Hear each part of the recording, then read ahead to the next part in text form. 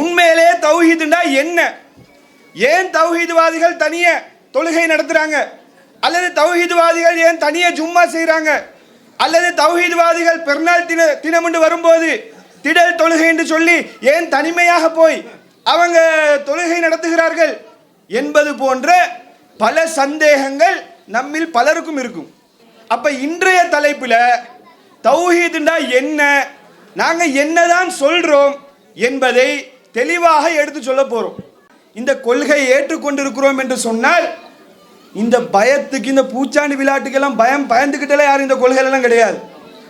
இந்த மாதிரி தடுத்தா, இந்த மாதிரி விமர்சனங்களை வந்தா மையத்தை அடக்கிட மாட்டோம்னு சொன்னா, அப்படியா அடக்கிட மாட்டீங்களா, நாங்கள் எல்லாம் அப்படியே கொள்கை மாறிடுறோம் என்ற நிலைப்பாட்டில் யாரும் இந்த கொள்கையில கிடையாது. பள்ளிவாசல் நிர்வாகம் என்ன புரிஞ்சுக்கணும் கேட்டா, ஒரு பள்ளிவாசலுக்கு தலைவரானோன்னு அவங்க ஜனாதிபதினு நினைச்சுக்கிறாங்க.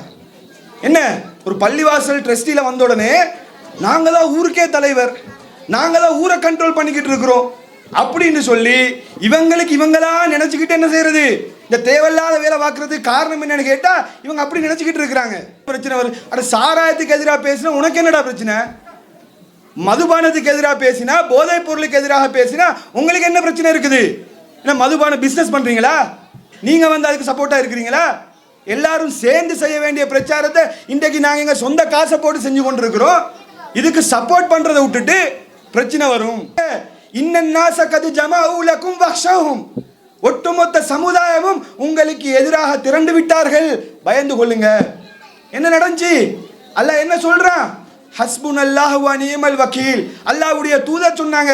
அல்லாஹ் சொல்கிறான், ஃபஸாதஹும் ஈமானா, அவர்களுக்கு ஈமான் அதிகரித்தது. அஊது பில்லாஹி மினஷ் ஷைத்தானிர் ரஜீம்.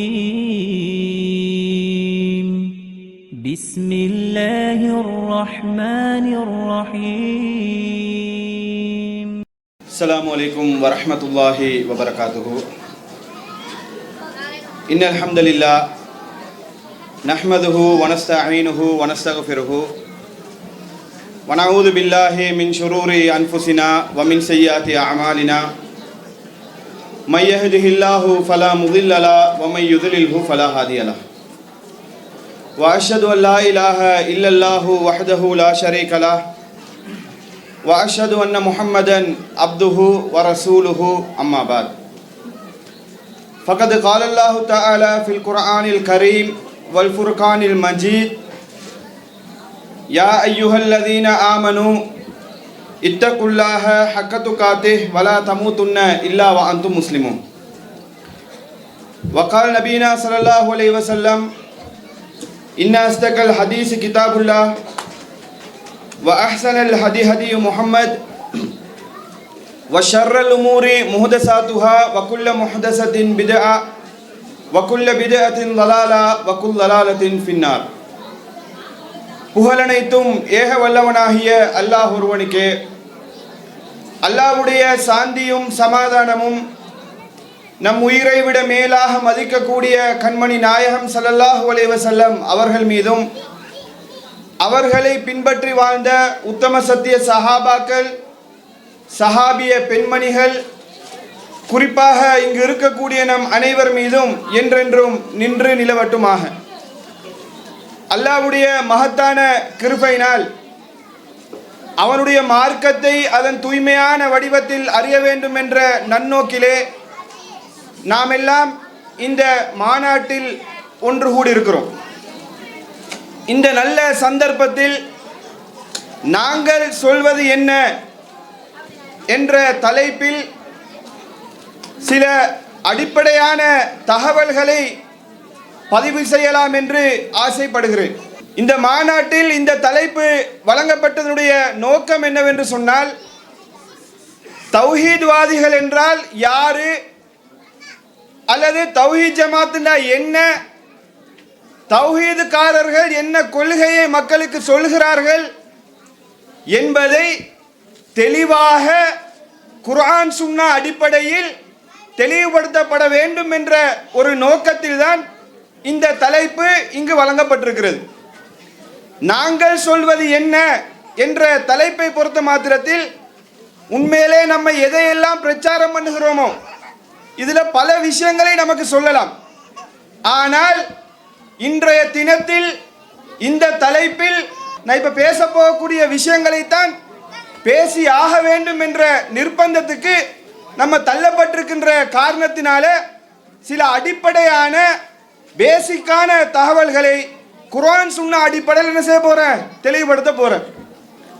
முதலாவதாக நம்ம என்ன புரிந்து கொள்ளணும் என்று சொன்னால், இங்க மாத்திரம் கிடையாது, இலங்கையில எந்த பகுதியை எடுத்துக்கிட்டாலும் தௌஹீத்வாதிகள் சொன்னா என்னமோ இவங்க தவறு செய்யக்கூடிய ஆட்கள் மாதிரியும், வழிகேட்டை பிரச்சாரம் பண்ணக்கூடிய ஆட்கள் மாதிரியும், தவறான கொள்கையில இருக்கக்கூடிய ஆட்கள் மாதிரியும் மக்கள் மத்தியில் பார்வை என்ன, தௌஹீத்காரங்களா, குழப்பவாதிகள், இவங்க எல்லாம் குழப்பவாதிகள், ஊரை பிரிக்கக்கூடிய ஆட்கள், மேலோட்டமாக பார்க்கும்போது சரியாத்தான் சொல்றாங்களோ இவங்க ஊரை பிரிக்கக்கூடிய ஆட்களோ. என்ன பார்த்தீங்கன்னு சொன்னா, ஒவ்வொரு ஊர்லேயும் ஏகத்துவம் எங்க பிரச்சாரம் பண்ணப்படுகிறதோ, தௌஹீத்வாதிகள் சரியான தௌஹீத்வாதிகள் எங்கெல்லாம் இருக்கிறார்களோ அவர்கள் குர்ஆன் சுன்னாவை தூய்மையான முறையில் நிலைநாட்ட வேண்டும் என்பதற்காக வேண்டி தனிய பள்ளிவாசல்கள் அமைத்திருப்பார்கள். தங்களுடைய வணக்க வழிபாடுகளை தனியாக செய்து வருவார்கள். நிறைய பேருக்கு இது எதுக்குன்னு கூட தெரியாது. ஊர்ல ஒரு பள்ளிவாசல் இருக்கும், ஊர்ல ஒரு பள்ளிவாசல் இருந்தாலும் அவங்களோட வசதிக்கு ஏற்ற மாதிரி சில இடங்கள்ல குடிசைகளை அமைத்து கொண்டு, சில இடங்கள்ல இந்த மாதிரி பில்டிங்களை கட்டி கொண்டு, சில இடங்கள்ல பெரிய பள்ளிவாசலை அமைத்து கொண்டு என்ன செய்வோம், தங்களுடைய வணக்க வழிபாடுகளை அமைத்து வருவோம். இதை பார்க்கும்போது என்ன நினைப்பாங்கன்னு சொன்னா, இது தேவையா? ஊர்ல ஒரு பள்ளிவாசல் இருக்கும்போது இவங்க தனியாக ஒரு பள்ளிவாசல்ல தங்களுடைய வேலைகளை செய்கிறார்கள் என்று சொன்னால் இவங்க ஒற்றுமைக்கு எதிரானவர்கள், ஊரை பிரிக்கக்கூடியவங்க, ஊர்ல ஒற்றுமைக்கு எதிராக செயல்படக்கூடிய ஆட்கள் என்று சொல்லி இந்த தௌஹீத்வாதிகளை முத்திரை குத்தப்பட்டு வித்தியாசமா பார்க்கக்கூடிய ஒரு நிலையை நாம் பார்க்கிறோம். அப்ப இந்த சங்கடம் எல்லாம் நீக்குவதற்காக வேண்டி இந்த பிரச்சனைகளை, இந்த சந்தேகங்களை தெளிவுபடுத்தப்படணும். உண்மையிலே தௌஹீதுண்டா என்ன, ஏன் தௌஹீத்வாதிகள் தனிய தொழுகை நடத்துறாங்க, அல்லது தௌஹீத்வாதிகள் ஏன் தனிய ஜும்மா செய்கிறாங்க, அல்லது தௌஹீத்வாதிகள் பெருநாள் தினமுண்டு வரும்போது திடல் தொழுகை என்று சொல்லி ஏன் தனிமையாக போய் அவங்க தொழுகை நடத்துகிறார்கள் என்பது போன்ற பல சந்தேகங்கள் நம்மில் பலருக்கும் இருக்கும். இந்த ஏகத்துவத்தை பல வருடங்களாக கடைபிடிக்கக்கூடிய ஆட்களுக்கு இதற்குரிய தெளிவுகள் இருக்கலாம். ஆனால் தௌஹீதுனா என்ன என்று தெளிவு பெற வேண்டும் என்று ஆசைப்படக்கூடியவர்களுக்கு நம்ம தெளிவாக பதில் சொல்ல வேண்டிய நிர்பந்தத்தில் இருக்கிறோம். அப்ப இன்றைய தலைப்பில் தௌஹீதுனா என்ன, நாங்க என்னதான் சொல்றோம் என்பதை தெளிவாக எடுத்து சொல்ல போறோம். இப்ப நீங்க என்ன பண்ணுங்கன்னு சொன்னா, நம்ம சொல்றது சரியா பிழையா என்பதை நீங்களே முடிவு பண்ணி கொள்ளுங்க. நம்ம ஒரு போதும் சொல்லல என்ன, எங்களை விட்டா வேறு ஆட்கள் கிடையாது, எங்களை தவிர நாங்க எல்லாருமே சொர்க்கவாதி, ஏற்கனவே பயான்ல கூட சொன்னாங்க. நம்ம யாருமே அப்படி சொல்லல. ஸ்ரீலங்கா தௌஹீத் ஜமாத்தில் இருந்தேன்னு சொன்னா எல்லாருக்கும் சொர்க்கத்துக்கு நன்மாராயன் சொல்லப்பட்ட ஆட்கள் போன்றும் அல்ல சொர்க்கத்துக்கு சர்டிபிகேட் கொடுத்துருக்குறாங்க, அப்படி எதுவுமே கிடையாது. தௌஹீதுன்ற பேர்ல இருந்தாலும் நான் இப்ப சொல்லக்கூடிய கொள்கையை பின்பற்றினால்தான் சொர்க்கத்துக்கு போக முடியும். அப்ப இஸ்லாம் என்ன சொல்லுது என்பதை நான் எடுத்து சொல்ல போறேன். சரியாக இருந்தால் ஏற்றுக்கொள்ளலாம், பிழையாக இருந்தான்னு சொன்னால் என்ன செய்யலாம், புறந்தள்ளி விட்டு உங்களோட வேலையை பார்த்துட்டே இருக்கலாம். அப்ப இந்த ஒரு அடிப்படை என்ன செய்யப்பட போகுதுன்னு சொன்னா இந்த இடத்துல தெளிவுபடுத்த போறோம். அதுக்கு முன்னாடி ஃபர்ஸ்ட் நீங்க என்ன புரியணும்னு கேட்டா, திருமறை குர்ஆன்ல அல்லாஹ் சொல்லி காட்டுகிறான், அல்லதீன யஸ்தமிஊனல் கௌல ஃபயத்தபிஊன அஹ்ஸனா. நேர்வழி பெற்றவர்கள், அறிவாளிகள் எப்படி இருப்பாங்கன்னு சொன்னா, அல்லதீன யஸ்தமிஊனல் கௌல, அவங்க சொல்றத கேட்பாங்க. தௌஹீதுக்காரன் ஒன்று சொன்னாலும் இவங்க என்னதான் சொல்றாங்கன்றத ஃபர்ஸ்ட் உள்வாங்குவாங்க. எந்த அமைப்புக்காரன் சொன்னாலும், எந்த ஜமாத்துக்காரன் சொன்னாலும் இவன் என்ன சொல்றான்றத ஃபர்ஸ்ட் கேட்பாங்க. யாரு சொல்றது, இது நான் சொல்லல, அல்லாஹ் சொல்றான். நேர்வழி பெற்றவங்க எப்படி இருப்பாங்கன்னு சொன்னா, சொன்னதை ஃபர்ஸ்ட் கேட்பாங்களா, இவன் என்ன சொல்றான், இவனோட கொள்கை என்ன என்றதை கேட்டுட்டு ஃபயத்தபிஊன அஹ்ஸனா, அழகியதை பின்பற்றுவார்கள், சரியானதை பின்பற்றுவார்கள் என்று அல்லாஹ் சொல்லி காட்டுகிறான். அப்ப அல்லாஹ்வுடைய பார்வையில் நேர்வழி பெற்றவர்கள் யார் என்று சொன்னால் சொல்லக்கூடிய செய்தியை முதல்ல உள்வாங்கணும். கேட்காமலே வழிகேடு, கேட்காமலே தௌஹீத்காரன் சொல்றதை கேட்க மாட்டேன் என்ன இல்லாம சொல்றது என்ன, அதுக்கு பிறகு நீங்க குர்ஆன் சுன்னால உரசி பாருங்க சொல்றது இருக்குதா இல்லையான்னு. இந்த ஒரு திருமறை வசனத்தை உள்ளத்தில் ஆழமாக பதிய வைத்துக் கொண்டு இப்ப நம்ம எது சரி எது பிழை எது சரியான கொள்கை என்று திருமறை குர்ஆன் சொல்கிறது என்பதை தெளிவாக என்ன செய்ய போறோம், எடுத்து சொல்ல போறோம். திருமறை குர்ஆன்ல அல்லாஹ் சொல்லி காட்டுகிறான், வ அன்ன ஹாதா சிராத்தி முஸ்தகீமா, இது என்னுடைய நேரான ஒரு பாதை, ஃபத்தபிஊஹு, நீங்கள் அந்த ஒரு வழியை பின்பற்றுங்கள், ஃபலா தத்தபிஉ சுபுல, பல வழிகளை பின்பற்றாதீர்கள். அப்படி பின்பற்றினீங்கன்னு சொன்னா தஃபர்ரக பிக்கும் அன் சபீலி, அது அல்லாஹ்வுடைய ஒரு பாதையை விட்டும் உங்களை வழிதவர செய்துவிடும். அல்லாஹ் என்ன சொல்றான்னு கேட்டா, உலகத்துல எது சரின்னு பார்த்தீங்கன்னு சொன்னா ஒரு கொள்கை தான் சரியா இருக்கும். அவனும் சரி இவனும் சரி, அவன் சொல்றதும் சரி இவன் சொல்றதும் சரின்றது இஸ்லாத்துல கிடையாது.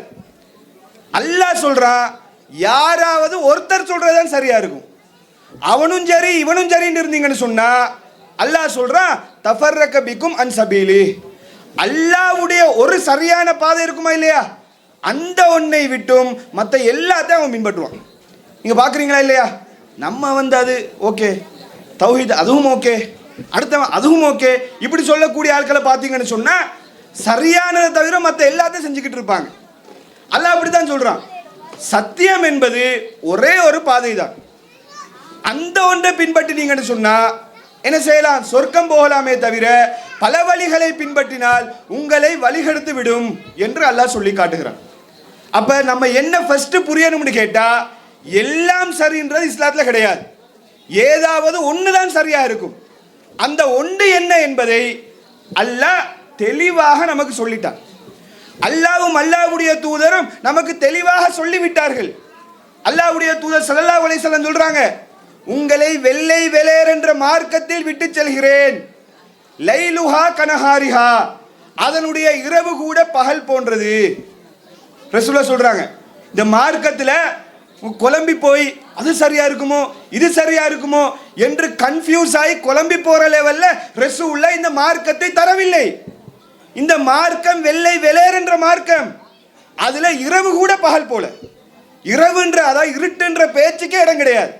அவ்வளவு தெளிவான அவ்வளவு தூய்மையான மார்க்கத்தை தான் அல்லாஹ்வுடைய தூதர் நமக்கு தந்து விட்டு போயிருக்கிறார்கள். அப்ப என்ன பிரச்சனைன்னு கேட்டா, நம்ம யோசிக்கிறது இல்லை, நம்ம சொல்றத கேட்கறது இல்லை, உலக விஷயத்துக்கு காட்டக்கூடிய அக்கறையை மார்க்க விஷயத்துக்கு காட்டுறது இல்லை. ஒரு உலகத்தில் ஒரு பொருள் எடுக்க போனா எவ்வளவு தேடி பார்க்கிறோம். ஒரு ட்ரெஸ் வாங்க போனா, பெருநாளுக்கு ஒரு ட்ரெஸ் வாங்க போனேன்னு சொன்னா எத்தனை கடைக்கு ஏறி இறங்குறோம். என்ன காரணம், நான் வாங்கக்கூடிய ட்ரெஸ் நான் கொடுக்கக்கூடிய காசுக்கு பொறுமதியா இல்லையா, இதை வாங்கினா நான் ஏமாறுவேனா இல்லையா, இது உண்மையிலே பொறுமைதானா என்பதை எத்தனை முறை உரசி பார்க்கிறோம், எத்தனை கடைக்கு ஏறி இறங்குறோம். எதுக்கு, நம்ம ஏமாந்துடக்கூடாது. ஒரு தேங்காய் வாங்க போனா கூட ஆட்டி பாட்டு வாங்குறோம், இது நல்ல தேங்காய் தானா, ஏன் அந்த ஒரு உலக விஷயத்துல கூட நம்ம ஏமாந்துடக்கூடாது. ஒரு வாகனம் வாங்க போனா எத்தனை பாட்டு ரிசர்ச் பண்றோம்.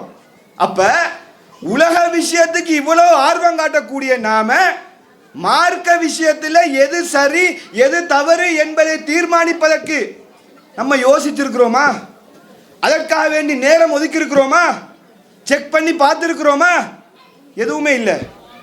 மறுமை வெற்றி சம்பந்தப்பட்ட விஷயத்தை கண்டுகொள்றது இல்லை. உலகத்தில் ஒரு 6 மாச காலம் யூஸ் பண்ண போகக்கூடிய ஒரு ட்ரெஸ்ஸுக்கு எத்தனையோ மணி நேரம் யோசிக்கிறோம்.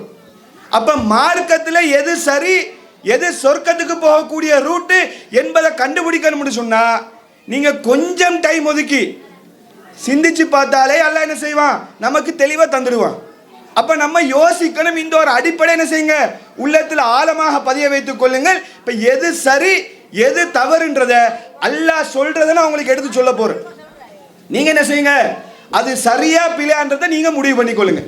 இப்ப என்ன மார்க்கம்ண்டா என்ன, இஸ்லாம்ண்டா என்ன என்று சொல்லும் போது இன்னைக்கு நிறைய பேர் என்ன சொல்றாங்கன்னா, மார்க்கமாக எதை ஏற்றுக்கொண்டிருக்கிறாங்கன்னு சொன்னா, ஹஜ்ரத்மார் சொல்றதெல்லாம் மார்க்கம், மௌலைமார் சொல்லிட்டாங்கன்னா நாங்கள் அதுக்கு அங்கே போக மாட்டோம், பள்ளிவாசலில் சொல்லிட்டாங்கன்னா அதுக்கு அங்கே நாங்கள் போக மாட்டோம், முஃப்திமார் சொல்லிட்டாங்கன்னா அதுக்கு அங்கே ஒன்றும் கிடையாது, ஷேகுமார் சொல்லிட்டாங்கன்னா அதுக்கு அங்கே ஒன்றும் கிடையாது இப்படின்னு சொல்லக்கூடிய ஒரு சாரார் இருக்கிறாங்க.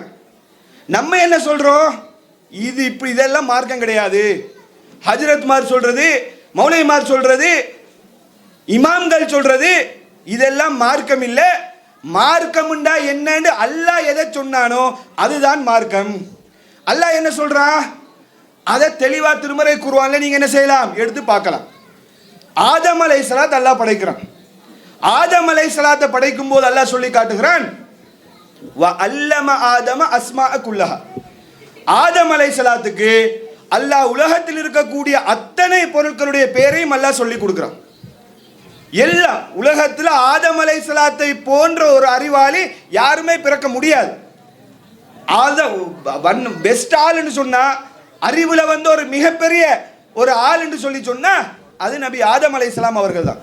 நான் அல்லாவே சொல்லிட்டான், உலகத்தில் அல்லம ஆதம அஸ்மா குல்லஹா, உலகத்தில் இருக்கக்கூடிய அத்தனை பொருட்களை பேரும் அவங்களுக்கு தெரியும். அப்படிப்பட்ட ஒரு அறிவாளி அல்லாஹ் படைச்சிட்டு சொர்க்கத்தில் விட்டுட்டு அல்லாஹ் என்ன பண்றான்னு கேட்டா, ஒரு மரத்தை காட்டி இந்த மரத்தின் பக்கம் நெருங்காதீங்க என்று அல்லாஹ் ஆர்டர் போடுறான். ஷைத்தான் இவர்களை வழிகெடுத்து மரத்தின் பக்கம் நெருங்கி அவங்க சொர்க்கத்தில் இருந்து பூமிக்கு வந்த செய்தி எல்லாருக்குமே தெரியும். இதுல என்ன மேட்டர்னு கேட்டா, இஸ்லாத்தினுடைய மனித குலத்துக்கு அல்லாஹ் சொல்லக்கூடிய முதலாவது கட்டளை அல்ல இந்த சந்தர்ப்பம் சொல்றான். என்ன சொல்றான் தெரியுமா, குல் நஹ்பிது மின்ஹா ஜமியா, நீங்க அனைவரும் சொர்க்கத்தில் இருந்து கீழே போயிடுங்க, நீங்க ரெண்டு பேரும் சொர்க்கத்தில் இருந்து கீழே போயிடுங்க. ஃபஇம்மா யஅதியன்னகும் மின்னி ஹுதன், நேர்வழி என்பது என்னிடத்தில் இருந்து வரும். ஃபமன் தபிய ஹுதாய ஃபலா ஹவுஃபுன் அலைஹிம் வலா ஹும் யஹ்சனூன், யார் அந்த நேர்வழியை பின்பற்றுகிறாரோ அவருக்கு எந்த பயமும் இல்லை, எந்த கவலையும் இல்லை என்று அல்லாஹ் சொல்லி காட்டுறான். உலகத்தில் மிகப்பெரிய ஒரு அறிவாளி ஆதம் அலைஹிஸ்ஸலாத்தை அல்லாஹ் தன்னை கையால படைத்திருக்கிறான். இன்னும் சொல்ல போனா அல்லாஹ்வுடைய சாயல் ஆதம் அலைஹிஸ்ஸலாத்தை படைத்ததாக அல்லாஹ்வுடைய தூதர் சொல்லி காட்டுறாங்க. அப்படிப்பட்ட உலகத்தில் முதல் மனிதர், அவ்வளவு சிறப்பு மிக்க ஒரு மனிதர் பூமிக்கு வரும்போது உலகத்தில் எது சரி எது பிழைன்னு முடிவெடுக்கணுமா இல்லையா, அந்த முடிவெடுக்கிற விஷயத்துல அல்லாஹ் என்ன சொல்லலன்னு கேட்டா, ஆதமே நீங்க பூமிக்கு போங்க, பூமிக்கு போய் உங்க அறிவுக்கு எதெல்லாம் சரின்னு படுதோ நீங்க பின்பற்றிட்டு போங்க, மார்க்கம் உங்களுக்கு எதெல்லாம் படுதோ, உங்களுக்கு எதெல்லாம் ஆசையா இருக்குதோ எல்லாத்தையும் செஞ்சுட்டு போங்க என்று அல்லாஹ் சொன்னானா. முதல் மனிதராக இருந்தாலும் அல்லாஹ்வுடைய தூதராக இருந்தாலும் அல்லாஹ் சொன்ன கட்டளை என்னன்னு கேட்டா, ஆதமே நீங்க பூமிக்கு போங்க, மார்க்க விவகாரங்கள்ல எது சரி எது பிழை என்று சொல்ற விஷயத்துல, நேர்வழி விஷயத்துல ஹிதாயத் என்னிடத்தில் இருந்துதான் வரும். அந்த நேர்வழியை தான் நீங்க பின்பற்றணுமே தவிர நீங்க நினைச்ச மாதிரி வாழ முடியாது.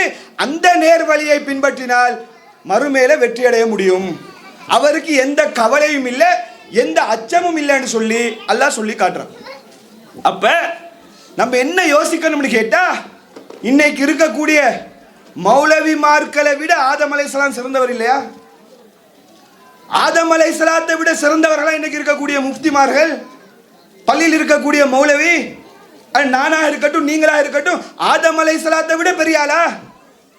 ஆதம் அலைஹிஸ்ஸலாத்துக்கே அல்லாஹ் சொல்லிட்டான், நான் சொல்றதா மார்க்கம், நான் சொல்றதை தான் கேட்டு நடக்கணும், உன் நினைச்ச மாதிரி எல்லாம் நடக்க முடியாது என்று சொல்வதாக இருந்தால், இன்றைக்கு மார்க்கம் என்ற பெயர்ல யார் யாரோ எவனோ சொல்லதெல்லாம் என்ன செய்ய முடியாது, மார்க்கமாக அங்கீகரிக்க முடியாது. இதை ஃபர்ஸ்ட் புரிஞ்சு கொள்ளணும்.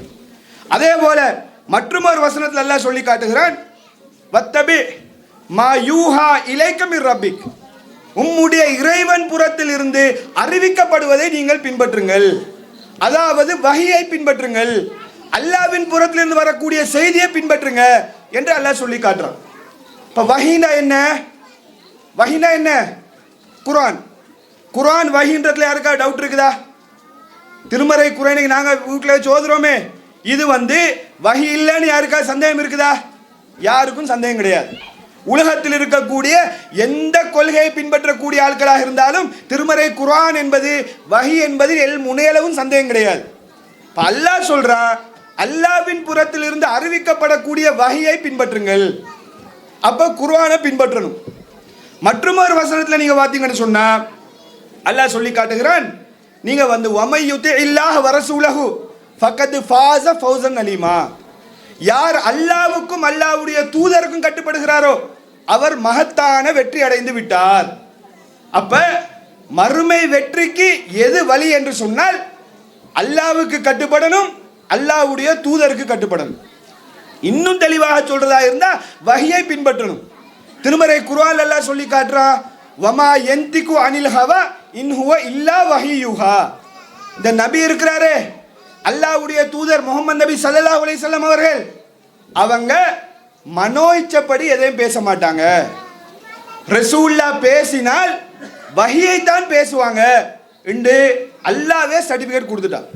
இப்ப மார்க்க விஷயத்துல அல்லாஹ்வுடைய தூதர் ஒரு செய்தியை சொன்னால் கூட அது ரசூலுல்லாஹ்வுடைய சொந்த கருத்தாக இருக்காது. அல்லாஹ்வின் புறத்திலிருந்து வரக்கூடிய வஹியை அல்லாஹ் உள்ளுணர்வுல போட வச்சு மனசுல வர வச்சு அல்லாஹ் என்ன செய்வான்? அதை மக்களுக்கு சொல்ல வைக்கிறான். அப்ப குர்ஆன் வஹி, அல்லாஹ்வுடைய தூதருடைய பேச்சுக்கள் வஹி. அதுக்கு தான் அல்லாஹ் சொல்றான், நீங்க வஹியை பின்பற்றுங்க. அப்ப இந்த மார்க்கம் என்பது லில்லாஹி தீனுல் ஹாலிஸ். இந்த மார்க்கம் தூய்மையான மார்க்கம், அல்லாஹ்வுக்கு உரியது. இந்த மார்க்கத்துக்கு அத்தாரிட்டி யாருன்னு கேட்டா அல்லாஹ் தானே தவிர வேற எவனும் கிடையாது. இந்த மார்க்கத்துக்கு சொந்தக்காரர் யாருன்னு சொன்னா அல்லாஹ் தான். அப்ப அல்லாஹ் தான் டிசைட் பண்ணணும் இந்த மார்க்கத்தில் எது சரி எது பிழை, எப்படி நம்ம வாழணும் என்ற சகல விஷயங்களும் யாரு முடிவெடுக்கணும்னு கேட்டா அல்லாஹ் தான் முடிவெடுக்கணுமே தவிர, இன்னும் சொல்ல போனால் அல்லாஹ்வுடைய தூதர் ஸல்லல்லாஹு அலைஹி வஸல்லம் அவர்கள் கூட சுயமாக முடிவெடுக்க மாட்டார்கள். ரசூலுல்லா கூட சுயமாக தந்த சொந்த கருத்தை மார்க்கமாக சொல்ல மாட்டார்கள். அப்படி சொன்னால் அதை அல்லாஹ் ஏற்றுக்கொள்ள மாட்டான். திருமறை குர்ஆன் அல்லாஹ் சொல்லி காட்டுகிறான், வலவ் தகவ்வல அலைனா பஅலல் அகாபீல். நபியே, நம்முடைய கட்டளை இல்லாத அல்லாஹ் சொல்லாத சில வார்த்தைகளை நீங்கள் உருவாக்கி சொன்னால் உங்களை வலக்கரத்தால பிடித்து நாடி நரம்பெல்லாம் தரிப்போம்னு அல்லாஹ் சொல்றான். யாருக்கு? இது உங்களுக்கும் எனக்கும் சொன்னது இல்லை, ஹஜ்ரத்மாருக்கு இமாம்களுக்கு சொன்னது இல்லை, அல்லாஹ்வுடைய தூதர் முகமது நபிக்கு சொல்றாங்க. அல்லாஹ் சொல்றான், நபியே நீங்க நினைச்சதெல்லாம் மார்க்கமா சொல்ல முடியாது. பெரிய பெரிய திருமறை வசனங்களை அத்தியாயங்களை சொல்றது இல்ல. அல்லாஹ் சொல்றான், சில சொற்களை உருவாக்கி சொன்னால் கூட நீங்களாக அல்லாஹ்வுடைய ஆர்டர் இல்லாத அல்லாஹ்வுடைய பெர்மிஷன் இல்லாத சில சொற்களை நீங்கள் உருவாக்கி சொன்னால் உங்களை வலக்கரத்தால பிடிச்சு நாடி நரம்பெல்லாம் தரிப்போம்ன்றான். இப்போ மௌலவி மாட எல்லாமே யோசிச்சு பாருங்க. இன்னைக்கு எவ்வளோ பேர் அல்லாஹ்வுடைய அனுமதி இல்லாம ரசூலுல்லாஹ் சொல்லாத வஹி இல்லாத எத்தனை செய்திகள் இன்றைக்கு மக்கள் மத்தியில் சொல்லப்படுகிறது என்பதை நான் பின்னாடி தெளிவுபடுத்துறேன். ஃபர்ஸ்ட் என்ன புரியணும்னு கேட்டா, அல்லாஹ்வுடைய தூதருக்கே சொன்னது என்ன? மார்க்கத்தில் நினைச்ச மாதிரி எதுவும் செய்ய முடியாது, நான் சொன்னதை தான் நீங்க மக்களுக்கு எடுத்து சொல்லணும் என்று சொல்லி அல்லாஹ் என்ன செய்யறான்? அல்லாஹ்வுடைய தூதருக்கே ஆர்டர் போடுறான். அப்ப நம்ம என்ன புரியணும்னு கேட்டா, இந்த மார்க்கம் என்பது அல்லாஹ்வுக்கு சொந்தமான மார்க்கம். அல்லாஹ்வுக்கு சொந்தமான மார்க்கத்தில் அல்லாஹ் எதை சொல்றானோ அதைத்தான் நம்ம செய்யணுமே தவிர நமக்கு நினைச்சதெல்லாம் என்ன செய்ய முடியாது? மார்க்கமாக செய்ய முடியாது. இன்னும் சொல்ல போனால் அல்லாஹ்வுடைய தூதர் ஸல்லல்லாஹு அலைஹி வஸல்லம் அவர்களை நம்ம பின்பற்றணும். அதில் யாருக்கும் மாற்று கருத்து கிடையாது. அல்லாஹ் சொன்னதை கேட்கணும், அல்லாஹ்வுடைய தூதர் சொன்னதை கேட்கணும். அதான் அல்லாஹ் சொல்றான், வமை யுத்திஇல்லாஹ வரசூலஹு. யார் அல்லாஹ்வுக்கும் அல்லாஹ்வுடைய தூதருக்கும் கட்டுப்படுகிறாரோ அவர் மகத்தான வெற்றி அடைந்து விட்டார். அப்ப அல்லாஹ் சொன்னதை கேட்கணும், ரசூலுல்லாஹ்வை பின்பற்றணும். இது இஸ்லாம் சொல்லக்கூடிய பேசிக்கான விஷயம். இன்னும் இதை புரியப்படுத்துறதுக்காக வேண்டி, இன்னும் இதை தெளிவுபடுத்த வேண்டும் என்பதற்காக வேண்டி, அல்லாஹ்வுடைய தூதராக இருந்தால் கூட ரசூலுல்லாவாக இருந்தால் கூட ரசூலுல்லாவை கூட முழுக்க முழுக்க பின்பற்றக்கூடாது. எது ரசூல்லா மார்க்கமாக சொல்றாங்களோ அதைத்தான் பின்பற்றணுமே தவிர ரசூல்லாவுடைய சொந்த கருத்தெல்லாம் மார்க்கம் ஆகாது. எப்படின்னு பாருங்க. இதெல்லாம் கேட்கும்போது ஆச்சரியம். நான் மார்க்கம்ன்ற பேர்ல யார் யாரோ சொன்னதெல்லாம் செஞ்சுட்டு இருந்தோம். அல்லாஹ் சொல்றா ரசூல்லாக்கே ரைட்ஸ் கிடையாதுன்றா. லைஸலக மினல் அம்ரி செய்யும் நபியே, உமக்கு அதிகாரத்துல பங்கு கிடையாது. அதிகாரம் முழு கண்ட்ரோலும், இந்த மார்க்கத்தினுடைய முழு கண்ட்ரோலும் யாருக்குன்னு கேட்டா அல்லாஹ்க்கு தான். அல்லாஹ்வுடைய தூதர் என்பவர் முஹம்மது நபி ஸல்லல்லாஹு அலைஹி வஸல்லம் அவங்க ஜஸ்ட் ஒரு தூதர். அப்துஹு வ ரசூலுஹு. என்ன நம்ம கலிமா சொல்றோம்? கலிமா சொல்லும் போது அதில் வரக்கூடிய வாசகம் என்ன? அப்துஹு வ ரசூலுஹு. முஹம்மது நபி என்பவர் அல்லாஹ்வுடைய அடிமை பிளஸ் தூதர். தூதர்ன்றதுனால அல்லாஹ்ட அந்தஸ்துல எல்லாம் கொண்டு போய் வைக்க முடியாது. அல்லாஹ்வுக்கு இருக்கக்கூடிய அதிகாரம்ன்றது வேற, ரசூலுல்லாஹ்வுக்கு இருக்கக்கூடிய அதிகாரம்ன்றது வேற. அப்ப இதை இன்னும் தெளிவுபடுத்துறதுக்காக வேண்டி ரசூலுல்லாஹ் என்ன பண்றாங்கன்னு சொன்னா, தண்ட சொந்த கருத்தை பின்பற்ற தேவையில்லைன்னு சொல்லி ரசூலுல்லாஹ் சொல்றாங்க. கேட்கும்போது இதை சொல்லும்போது தத்துவமாக சொல்லும்போது ஆச்சரியமா இருக்கு. என்னடா ரசூலுல்லாஹ் பின்பற்றக்கூடாதா? ரசூலுல்லாஹ் முழுமையாக பின்பற்றக்கூடாதா? இது என்னடா புதுசாக சொல்றாங்கன்ற மாதிரி இருக்கும்.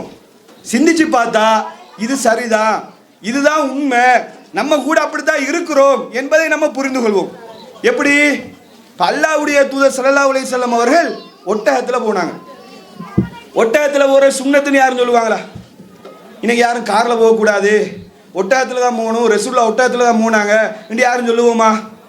ரசூலுல்லாஹ் கோதுமைமா சாப்பிட்டாங்க, கோதுமைமா சாப்பிட்ற சுன்னத்து என்று யாரும் சொல்லுவோமா? சொல்றது கிடையாது. ஏன்னா நாங்கள் அதை புரிஞ்சு வச்சிருக்கிறோம்.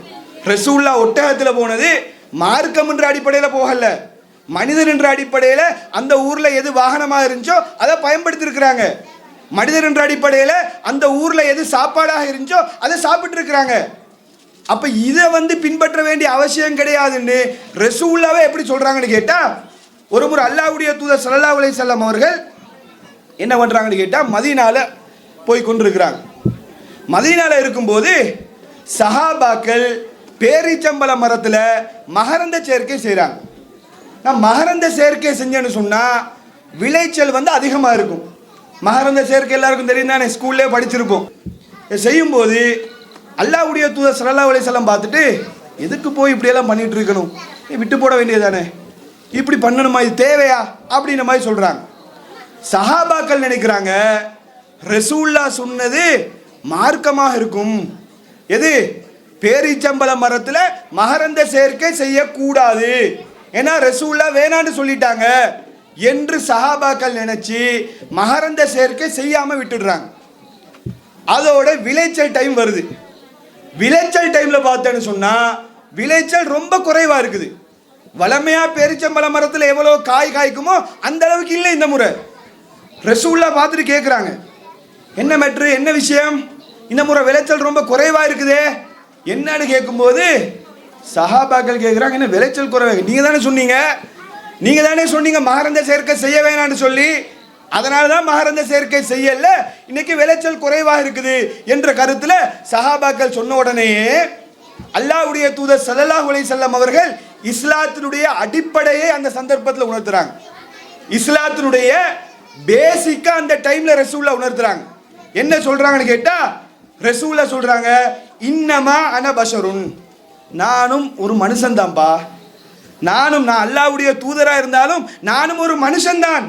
இதா அமர்த்துக்கும் பிஷைஇன் மின் தீனிக்கும், மார்க்கம் சம்பந்தமா உங்களுக்கு நான் ஏதாவது சொன்னேன் என்று சொன்னா ஃபஹுது பிஹி, அதை நீங்கள் பற்றி பிடிச்சு கொள்ளுங்க. மார்க்க சம்பந்தமா நான் உங்களுக்கு ஏதாவது சொன்னேன் என்று சொன்னா நீங்க அதை பற்றி பிடித்துக் கொள்ளுங்கள். இதா அமர்த்துக்கும் பிஷைஇன் மின் ரயி, நானாக ஏதாவது யோசிச்சு சொன்னேன்டா, நானாவது ஏதாவது என்ன சொந்த கருத்தை சொன்னேன்னு சொன்னா இன்னமா ஆனா பஷரும், நானும் மனுஷன்தான். மற்றும் ஒரு அறிவிப்பில் நீங்க பார்த்தீங்கன்னு சொன்னா அந்தும் அலமு பி அம்ரி துனியாக்கும், துனியா விஷயத்துல என்னை விட நீங்கள் தான் அறிந்தவர்கள் ரசூலுல்லாஹ் சொல்றாங்க. இது நானா சொன்ன செய்தி எல்லாம் கிடையாது. இப்போ நான் இந்த சொல்லக்கூடிய செய்தி முஸ்லிம் என்று சொல்லக்கூடிய ஹதீஸ் கிதாபில் 2362வது ஹதீஸா பதிவு செய்யப்பட்டிருக்குது. என்ன ரசூலுல்லாஹ் சொல்றாங்க, நான் சொந்தமா எதுவும் சொன்னா நீங்க அதை பின்பற்ற தேவையில்லை, மார்க்கமா என்ன சரி சொன்னால் அதை நீங்கள் பற்றி பிடிச்சு கொள்ளுங்க. அதை நீங்கள் கடைபிடியுங்கள் என்று சொல்லி இஸ்லாத்தினுடைய அடிப்படையை அந்த சஹாபாக்களுக்கு ரசூல் என்ன பண்றாங்க, தெளிவுபடுத்துறாங்க. அப்ப இஸ்லாத்தினுடைய அடிப்படை புரியுதா? இஸ்லாத்துடைய பேசிக் விளங்குதா? இஸ்லாத்துக்கு சொந்தக்காரன் யாருன்னு கேட்டா அல்லாஹ் தான். அல்லாஹ் தான் இந்த இஸ்லாத்துக்கு சொந்தக்காரன். அல்லாஹ் சொல்றது தான் மார்க்கம். ரசூலுல்லாவுக்கு கூட சுயமாக மார்க்கத்தில் என்ன செய்ய முடியாது, உருவாக்க முடியாது. இப்போ உதாரணமாக நாங்கள் இன்னைக்கு அல்லாஹ் அக்பர்னு தக்பீர் கட்டி தொழுகிறோமா? இப்படித்தான் தக்பீர் கட்டணும்னு குர்ஆன்ல இருக்காது. ஆனால் ரசூலுல்லா சொல்லி இருப்பாங்க.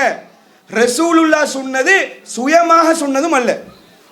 இப்படித்தான் தக்பீர் கட்டணும் என்று சொன்னது அல்லாஹ்வின் வழியாக வந்த வஹியை தான் ரசூலுல்லா நமக்கு சொல்லி இருக்கிறாங்க. எப்படி சலாம் கொடுக்கணும், எப்படி நோன்பு பிடிக்கணும், எப்படி ஹஜ்ஜிக்கு போகணும், குர்ஆன்ல இல்லாத செய்திகளாக இருந்தாலும் ரசூலுல்லா சொல்லி இருந்தால் அது அல்லாஹ்வின் புறத்திலிருந்து வந்த வஹி தான். ரசூலுல்லா சுயமா என்ன செய்ய மாட்டாங்க, இதை சொல்ல மாட்டாங்க. இன்னும் சொல்ல போனால் அன்றைக்கு இருந்த சஹாபாக்கள் கூட இதை தெளிவாக புரிஞ்சு கொண்டாங்க. நம்ம சொல்லும்போது வித்தியாசமா யோசிக்க, என்னடா இது ரசூலுல்லாவை கூட முழுக்க முழுக்க பின்பற்றக்கூடாதா, மார்க்கமாக இருந்தால் மட்டும்தான் பின்பற்றணுமா, இப்படி புதுசாக சொல்கிறாங்களோன்ற மாதிரிலாம் யோசிக்கலாம். இது புதுசெல்லாம் கிடையாது. அதான் ரெண்டு உதாரணம் சொன்னோன்னே நமக்கு விளங்குது. ஒட்டகத்தில் நம்ம யாரும் போகிறது இல்லை, கோதுமை தின்ற சுண்ணத்துன்னு யாரும் சொல்கிறது கிடையாது, பளிச்சுன்னு நமக்கு புரியுது. இன்னும் சொல்ல போனால் அதை தெளிவாக ரசூலுல்லாஹ் தெளிவுபடுத்தியாச்சு. சஹாபாக்கள் என்ன பண்ணுறாங்கன்னு கேட்டால், ஒரு முறை பரீரான்னு சொல்லக்கூடிய பெண்மணி, இவங்க அடிமையாக இருக்கிறாங்க. இவருடைய கணவன் முகீஸ், இவங்களும் அடிமை. அடிமைன்றது என்ன, அந்த காலத்தில் அடிமைன்னா எப்படின்னு கேட்டால் கிட்டத்தட்ட ஒரு அறிவுள்ள மாடு மாதிரி. உதாரணத்துக்கு சொல்கிறதா இருந்தால், மாட்டை வச்சுக்கிட்டு நம்ம எல்லா வேலையும் எடுப்போம். மாட்டுக்கு என்ன கொடுப்போம், சாப்பாடு மட்டும்தான் கொடுப்போம். சாப்பாட்டுக்கு மாதம் மாதம் சம்பளம் கொடுப்போம். இந்த மாட்டுக்கு சம்பளம் கொடுப்போமா மாதம் மாதம்? இந்த மாடு நீ வேலை செஞ்சு எனக்காக வேண்டி இந்த ஒரு 5000 வச்சுக்க, மாதம் ஒரு 10,000 வச்சுக்க கொடுப்போமா? கொடுக்கறது இல்லை. ஏன்னா அது மாடு. அடிமைன்றது அந்த காலத்தில் அப்படி தான் இருந்தாங்க. சாப்பாடு கொடுப்பாங்க, அத்தியாவசியமானதை கொடுப்பாங்க, அவங்கள வச்சு மெஷின் மாதிரி எல்லா வேலைகளையும் எடுப்பாங்க. இந்த இஸ்லாம் முற்றாக ஒழிச்சு கட்டிச்சு. ஆரம்பத்தில் இந்த அடிமைன்ற கன்செப்ட் இருந்துச்சு. அப்போ அந்த டைமில் பரீரான்னு சொல்லக்கூடிய பெண்மணி, முகீஸ்ன்னு சொல்லக்கூடிய தண்ட கணவன், ரெண்டு பேருமே அடிமையாக இருந்து பரீரான்னு சொல்லக்கூடிய பெண்மணிக்கு விடுதலை கிடைக்குது. அந்த காலத்தில் அடிமையை விடுதலையெல்லாம் பண்ணுவாங்க. சரி, நன்மையான காரியம் பண்ணணும்னு சொன்னால் ரசூலுல்லாஹ் சொல்லுவாங்க, அடிமையை விடுதலை பண்ணுங்க. என்ன செய்வாங்க, வசதி இருக்கிறவங்க அடிமையை வாங்கி விடுதலை பண்ணுவாங்க. அந்த மாதிரி பரீரான்னு சொல்லக்கூடிய பெண்மணியை விடுதலை கிடைக்குது. இந்த அம்மா என்ன யோசிக்கிறாங்கன்னு சொன்னால், நமக்கு ரிலீஸ் ஆகிட்டு நம்ம இனிமேல் என்ன அடிமை கிடையாது, நம்ம எதுக்கு அடிமையான ஒருத்தரோட வாழ்ந்துட்டு இருக்கணும், நம்ம வாத்துக்கு நம்முடைய வாழ்க்கை என்ன செய்யலாம், நம்ம இன்னொரு திருமணம் முடித்து நம்ம வாழ்க்கையை நம்ம வாழ்ந்துட்டு போவோமே என்று அவர் யோசிக்கிறாங்க. ஒரு விதத்தில் நியாயம் தானே. கிட்டத்தட்ட இப்போ கணவனும் மனைவியும் ரெண்டு பேரும் ஜெயிலுக்குள்ளே இருக்கிறாங்கன்னு வைங்களே, அவங்களுக்கு லைஃப் டைம் ஜெயில் தான்னு விதியாக இருக்குது. உதாரணத்துக்கு புரியறதுக்காக சொல்கிறேன், லைஃப் டைம் ஜெயில் தான்னு விதியாயிருச்சு. ஒருத்தருக்கு ஏதோ ஒரு ரெக்கமெண்டேஷனில் விடுதலை கிடைச்சிருச்சுன்னு வைங்களே, யோசிப்பாங்களா, இந்த மாப்பிள்ளை ஜெயிலுக்கு இருக்கிற அவங்க வரங்காட்டி நான் வெயிட் பண்ணிட்டு இருக்கணும், வருவாங்களாண்டா வரமாட்டாங்க, எப்போ வரும்னு நமக்கே தெரியாது. அப்போ என்ன யோசிப்போம், சரி நம்ம இன்னொரு திருமணம் முடிக்கலாம் என்று சொல்லி ஊழா விட்டுட்டு, நம்ம மொழியில் சொல்கிறதா இருந்தாலும் டைவோர்ஸ் பண்ணிட்டு இன்னொரு திருமணம் முடிக்க ஆசைப்படுவாங்களா இல்லையா? அதே மாதிரி இந்த சஹாபிய பெண்மணியும் என்ன பண்ணுறாங்கன்னு சொன்னால், என்ன நினைக்கிறாங்கன்னு சொன்னால், தண்ட கணவனை விட்டுட்டு நம்ம இன்னொரு திருமணம் முடிச்சு கொள்வோம் என்று சொல்லி நினைக்கிறாங்க. ஆனால் கணவன் இருக்கிறாரு, முகீஸ் இருக்கிறாரு, இவர் இந்த அம்மா மேலே சரியான மற்றும் பிரியம், சரியான பாசம்.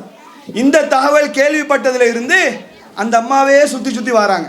எம்மா இப்படி பண்ணணுமா, என்னோட இருக்கலாம் தானே என்ற மாதிரி இந்த அம்மாவே சுற்றி சுற்றி வராங்க.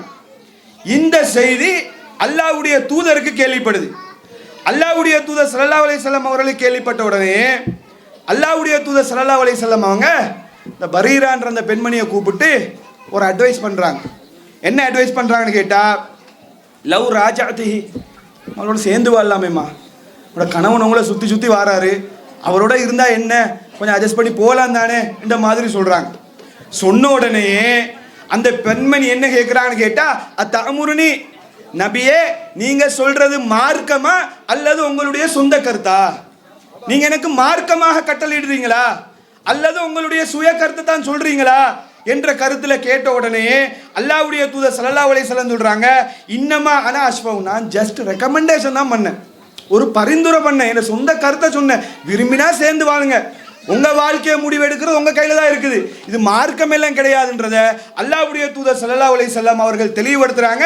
அப்ப அந்த பெண்மணி சொல்றாங்க, லா ஹாஜத லீ ஃபீஹி, எனக்கு அவரோட சேர்ந்து வாழணும்னு எந்த தேவையும் கிடையாது, நான் இன்னொரு திருமணம் முடிக்க போறேன்னு சொல்லி அந்த அம்மா என்ன செய்றாங்க, விட்டு போறாங்க. ரசூல் அவங்கள பார்த்து, எப்படிம்மா நான் சொன்னதுக்கு பின்னாடி ஏண்ட பேச்சை கேட்காம உனக்கு இப்படி போகலாமா என்று ரசூல்ல கேட்டாங்களா? கேட்கல. ரசூல்லா மனிதர் என்ற அடிப்படையில் ஒரு அட்வைஸ் பண்றாங்க. அந்த பெண்மணி பார்க்குறாங்க, அந்த அட்வைஸ் வந்து நமக்கு பொருந்தல்ல, நமக்கு செட் ஆகாதுன்னு அவங்க நினைக்கிறாங்க, விட்டுட்டு போயிடுறாங்க. இதுதான் மார்க்க, இதைத்தான் சஹாபாக்கள் இப்படி தான் புரிஞ்சு வச்சிருந்தாங்க.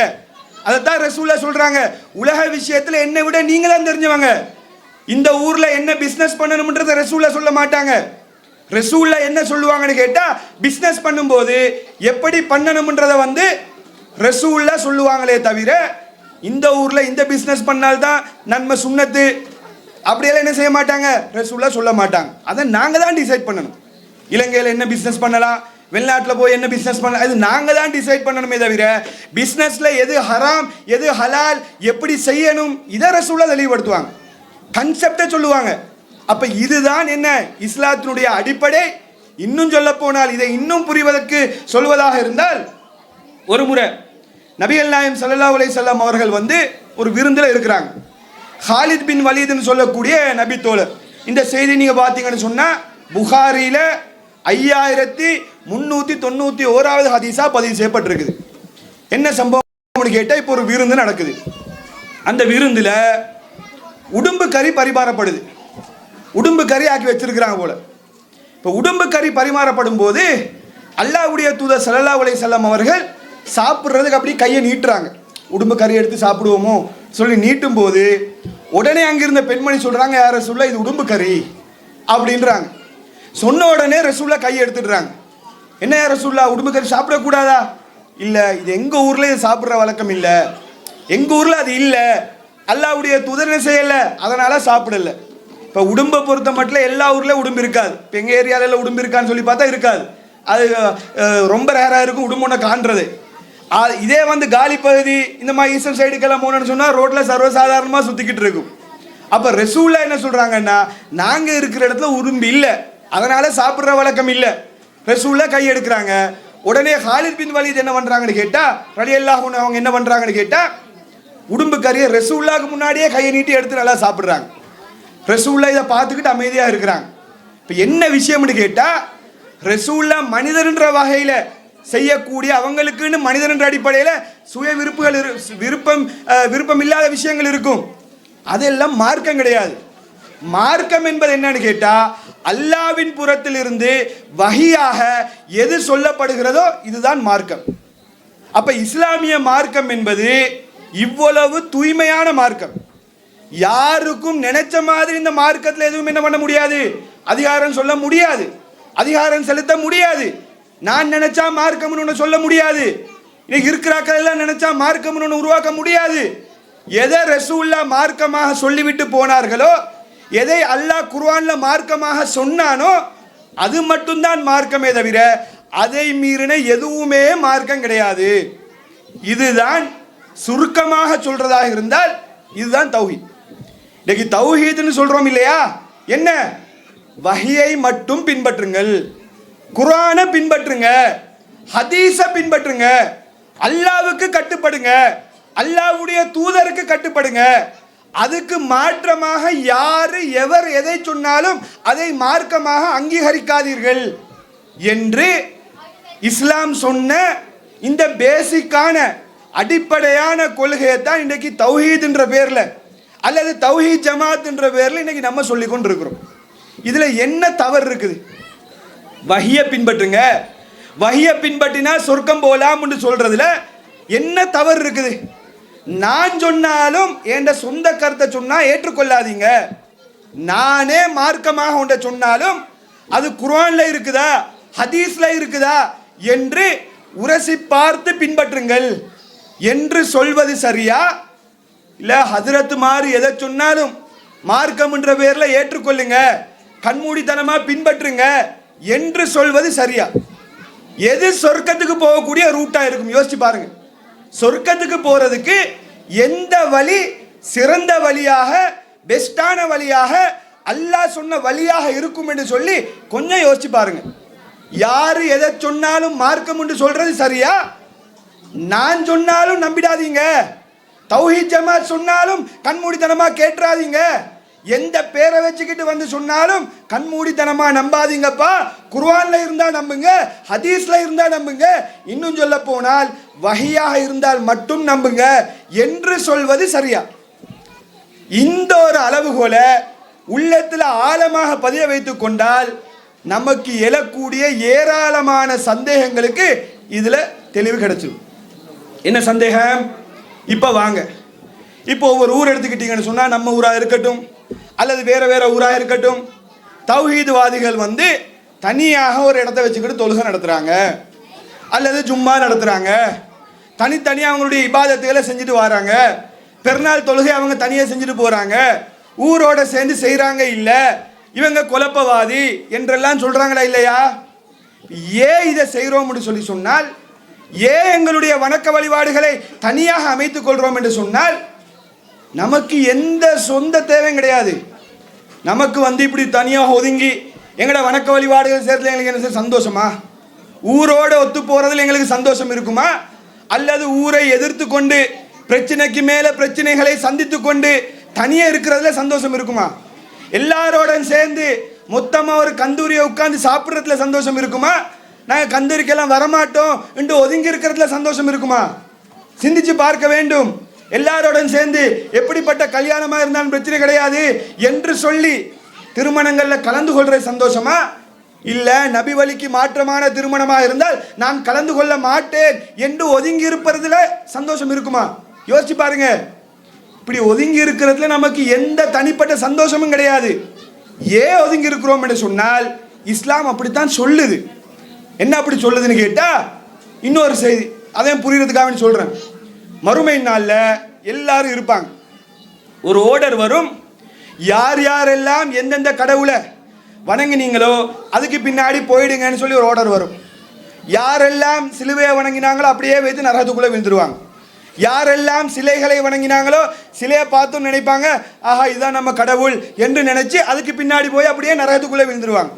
இப்படி எல்லாம் முடிஞ்சதுக்கு பின்னாடி ஒரே ஒரு கூட்டம் மட்டும் பெண்டிங்கில் இருக்கும். அப்போ அல்லாஹ் வந்து கேட்பானா, நமக்கு அறியாத தோற்றத்தில் அல்லாஹ் வந்து கேட்பானா, உங்களுக்கு சொல்லிட்டோமே எந்தெந்த கடவுளை வணங்கினீங்க அது பின்னு போக சொல்லி ஆர்டர் போட்டோமே, ஏன் நீங்கள் இன்னும் போகாமல் இருக்கிறீங்க என்று சொல்லி கேட்கும்போது அதுக்கு நல்லடியார்கள் சொல்லுவாங்களாம், யா அல்லாஹ் உலகத்தில் இருக்கும்போது எங்களுக்கு எல்லாம் தேவை இருந்துச்சு, அதை செய்யணும்ன்ற ஆசை எங்களுக்கும் இருந்துச்சு, ஆனால் நாங்கள் செய்யலை. துனியா, இந்த துனியாவில் அவர்களை விட்டு அந்த மக்களை விட்டு விலகி தனிச்சிருந்தோம். யா அல்லாஹ் துனியா, துனியால அந்த மக்களை விட்டெல்லாம் ஒதுங்கி நாங்கள் தனிச்சிருந்தோம், நம்மை படைத்த ரப்புல் ஆலமீன் வரும் வரைக்கும் நாங்கள் வெயிட் பண்றோம். நல்லடியார்கள் சொல்லுவார்கள், நமக்கு ஆசை இல்லையா? கந்தூரி தினம் எங்களுக்கு ஆசை இல்லையா? சிறுக்கான காரியங்களில் ஈடுபடுறதுக்கு தனிப்பட்ட முறையில் பார்த்தா எல்லாருக்கும் ஆசை இருக்கும், ஃபன்னு எடுக்கலாம் தானே இன்னும் எல்லாருமே நினைப்போம். இப்படி ஒதுங்கி பிரச்சனைக்கு மேலே பிரச்சனை பண்ணி மக்கள்கிட்ட கொஞ்சம் கொஞ்சமாக காசை சேர்த்து இந்த மாதிரி தாவா பிரச்சாரங்கள் பண்ணுறதுல சந்தோஷம் இருக்குமா? அல்லது எல்லாரோட சேர்ந்து ஊரில் மொத்தமாக ஃபன்னாக இருக்கிறதுல சந்தோஷம் இருக்குமா? யோசிச்சு பாருங்க.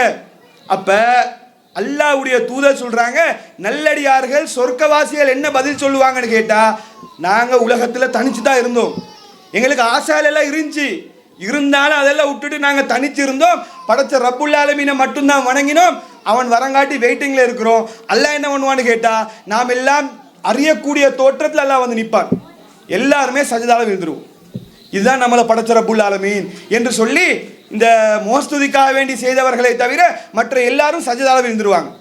எதுக்கு சொல்றேன்னு கேட்டா, சொர்க்கத்துக்கு போகணும்னு சொன்னா சும்மா எல்லாம் சொர்க்கம் கிடைக்காது. இந்த மாதிரி ஒதுங்கி இருக்க வேண்டி வரும், தனிச்சு இருக்க வேண்டி வரும், பிரச்சனை வரும், விமர்சனம் வரும், எல்லாத்தையும் சந்திச்சால்தான் சொர்க்கம் கிடைக்கும்னு மார்க்கம் சொல்லுது. அப்ப இந்த ஒரு அடிப்படையை புரிந்து கொண்டு இப்போ என்ன நம்ம யோசிக்கணும்னு கேட்டா, ஏன் நம்ம ஒதுங்கி இருக்கிறோம்? எல்லாருக்குமே என்ன டவுட் வரும், பெரிய பெரிய ஒவ்வொரு ஊர்லயும் பள்ளிவாசல் மாடி மாடியாக கட்டி போட்டிருக்கிறாங்க. தொழுகிறதுக்கு இடமா இல்லை. எதுக்கு இந்த மாதிரி தனி ஒதுங்கி வந்துக்கிட்டு நம்ம தனியாக ஜும்மா நடத்திக்கிட்டு சில இடங்களில் சின்ன சின்ன குடிசைகளில் ஜும்மா நடத்தி கொண்டு இது தேவையா யோசிப்போம். சரி, நான் கேட்குறேன், இன்னைக்கு ஜும்மா நாங்கள் ஒதுங்கி இருக்கிறோம்னா காரணம் என்ன? ஒரு ஜும்மா எப்படி நடத்தப்படணும், ஒரு தொழுகை ஜும்மா தொழுகை எப்படி இருக்கணும்னு சொல்லி அல்லாவும் அல்லாவுடைய தூதரும் நமக்கு தெளிவுபடுத்தியிருக்கிறார்கள். எப்படி நடத்தப்படணும்னு தெளிவாக ரசூலுல்லாஹ் ஜும்மா பண்ணி காட்டிருக்கிறாங்க. இன்றைக்கு நடத்தப்படக்கூடிய ஜும்மாக்கள் ரசூலுல்லாஹ் சொன்ன மாதிரி தான் நடக்குதா? அல்லாவும் அல்லாவுடைய தூதரும் சொன்ன பிரகாரங்கள் தான் இன்றைக்கு ஜும்மா நடக்குதா? குர்ஆன் சுன்னாவோட உரசி பார்ப்போமா? முதலாவது எடுத்துக்கொள்ளுங்க, ஜும்மாவுக்கு பாங்கில் இருந்து வாங்க. ஜும்மா தினத்தில் பாங்கு சொல்லப்படுமா இல்லையா? நம்முடைய பள்ளி வாசல்களை பார்த்தீங்கன்னு சொன்னால் மிம்பரில் இமாம் எப்போ மிம்பருக்கு ஏறுவாங்களோ அந்த நேரத்தில் ஒரு பாங்கு சொல்லப்படும். தௌஹீத் பள்ளி வாசல்கள் இப்படி தான் செய்வோம், நம்ம சொல்லப்படுமா இல்லையா? சரி, இதே நீங்கள் மற்ற பள்ளி வாசல்களை நம்ம போகாத பள்ளி வாசல் எடுத்து பார்த்தீங்கன்னு சொன்னால் 2 அதான் சொல்லுவாங்க. இமாம் மிம்பருக்கு ஏறுறதுக்கு முந்தி ஒரு பாங்கு, இமாம் மிம்பரில் ஏறும்போது ஒரு பாங்கு, ஒரு 15 நிமிஷம் கேப்பில் மாதிரி வச்சு 2 பாங்கு சொல்லுவாங்க. இது ரசூலுல்லாஹ்வுடைய காலத்தில் சொல்லப்பட்டுச்சா என்று சொல்லி பார்த்தா தெளிவாக ஹதீஸ் என்ன வருதுன்னு கேட்டால் அல்லாஹ்வுடைய தூதருடைய காலத்தில் ஒரு பாங்கு தான் சொல்லப்பட்டது, உமர் அலியுடைய காலத்தில் ஒரு பாங்கு தான் சொல்லப்பட்டது, உஸ்மான் அலியுடைய காலத்தில் என்ன நடக்குதுன்னு கேட்டால் இங்கே ஒரு பாங்கு ரசூலுல்லாஹ்வுடைய காலத்தில் இருந்த நடைமுறை பின்னாடி எப்படி மாற்றப்படுதுன்னு கேட்டால் பின்னாடி வந்த நபித்தோருடைய காலத்தில் 2 பாங்காக அதிகப்படுத்தப்படுது. இப்போ நான் என்ன சொல்கிறேன்னு கேட்டால் ரசூலுல்லாஹ் செஞ்சது மார்க்கமா அல்லது ரசூலுல்லாஹ்வுக்கு மாற்றமாக யாராவது எதை சொன்னால் நம்ம ஏற்று நடக்கணுமா? அதில் கூட 2 பாங்கு சொன்னாங்கன்னு சொல்லி வரல, ஒரு அறிவிப்பை அதிகப்படுத்தினாங்கன்னு சொல்லி வருது. பின்னாடி காலத்தில் மக்கள் ஜும்மாவுக்கு வராமல் இருந்ததுனால ஒரு அறிவிப்பை அதிகப்படுத்தினாங்க. சரி, பாங்கு சொன்னேன்னு தான் வச்சுக்கோங்களே.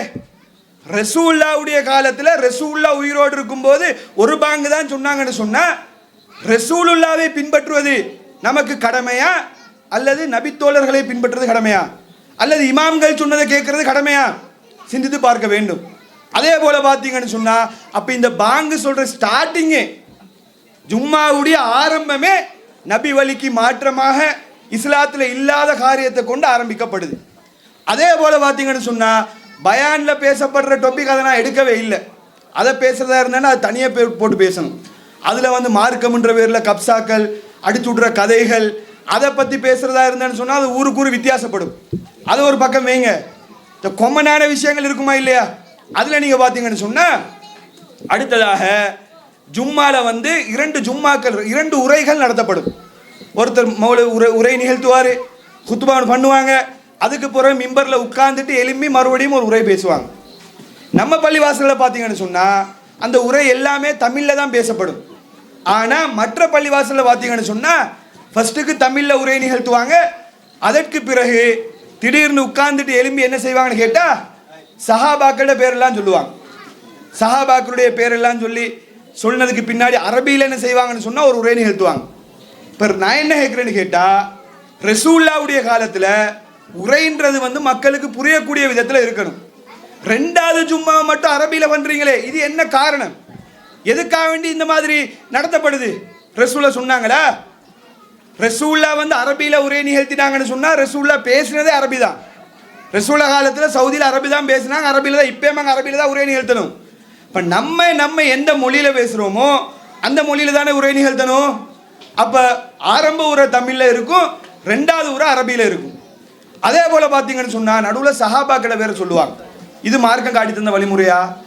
சிம்பிளாக யோசிச்சாலே பளிச்சுன்னு விளங்கும். என்ன, ரசூலுல்லாஹ் மிம்பரில் இருக்கும்போது சஹாபாக்களை வேற சொல்லியிருப்பாங்களா? ரசூலுல்லாஹ் மிம்பரில் அவங்க சஹாபாக்களை வேற சொல்லி ஜும்மா மேடையில் சொல்லிட்டு இருந்திருப்பாங்களா? அல்லது உமர் அலி அலி அவங்க எல்லாம் ஜும்மா பண்ணும்போது அவங்களோட பேரை சொல்லி கொண்டிருப்பாங்களா? அப்போ மார்க்கத்தில் இல்லாத இஸ்லாத்தில் இல்லாத காரியங்கள் நிகழ்த்தப்படுதா இல்லையா? அதே போல் தொழுது முடிஞ்சதுக்கு பிறகு பார்த்தீங்கன்னு சொன்னால் இது ஜும்மாவில் மட்டும் கிடையாது, 5 நேர தொழுகையிலையும் கூட்டாக துவா கேட்பாங்க. இதெல்லாம் அல்லாஹ்வுடைய தூதர் காட்டி தந்த வழிமுறையா? அல்லாஹ் என்ன சொல்றான்? உதுஉ ரப்பக்கும் தலர்ருஅ வ குஃபியா. உங்களுடைய ரப்பை மனசுக்குள்ள பணிவாகவும் ரகசியமாகவும் துவா கேட்க சொல்றான். மைக்க போத்துக்கிட்டு கத்த சொல்லல. இன்னைக்கு பார்த்தீங்கன்னு சொன்னா துவாக்கள் எப்படின்னா, தொழுது முடிஞ்சதுக்கு பின்னாடி மௌலவி ஓதுவாங்க, பின்னாடி இருக்கிறவங்க ஆமீன் சொல்லுவாங்க. இது ரசூல்லா காட்டி தந்த வழிமுறையா? ரசூல்லா எத்தனை ஆயிரம் ரக்காத்துக்கள் தொழுதாங்க? ஒரு ரக்காத்துலயாவது தொழுது முடிஞ்சதுக்கு பின்னாடி கூட்டாக துவா கேட்டு நீங்க எல்லாம் ஆமீன் சொல்லுங்க இந்த ரசூல்லா சொன்னாங்களா? அப்படி செஞ்சாங்களா? செய்யல. அப்ப இது மார்க்கத்துல இல்லாத காரியம். ரசூல்லா என்ன சொல்றாங்க? ஈயாக்கும் வ முஹதசாத்தில் உமூர், மார்க்கத்தில் புதிதான காரியங்கள் செய்வதை விட்டு உங்களை நான் எச்சரிக்கிறேன். குல்லு முஹதசத்தின் பித்ஆ, மார்க்கத்தில் புதிதாக உருவாக்கப்படக்கூடிய அத்தனை விஷயங்களும் பித்அத்துக்கள். வக்குல்லு பித்அத்தின் லலாலா, இந்த பித்அத்துக்கள் அனைத்தும் வழிகேடு. வக்குல்லு லலாலத்தின் ஃபின்னார், இந்த வழிகேடுகள் எல்லாம் உங்களை நரகத்தில் கொண்டு போய் சேர்க்கும் என்று சொல்லி ரசூலுல்லாஹ் எச்சரிக்கிறாங்க.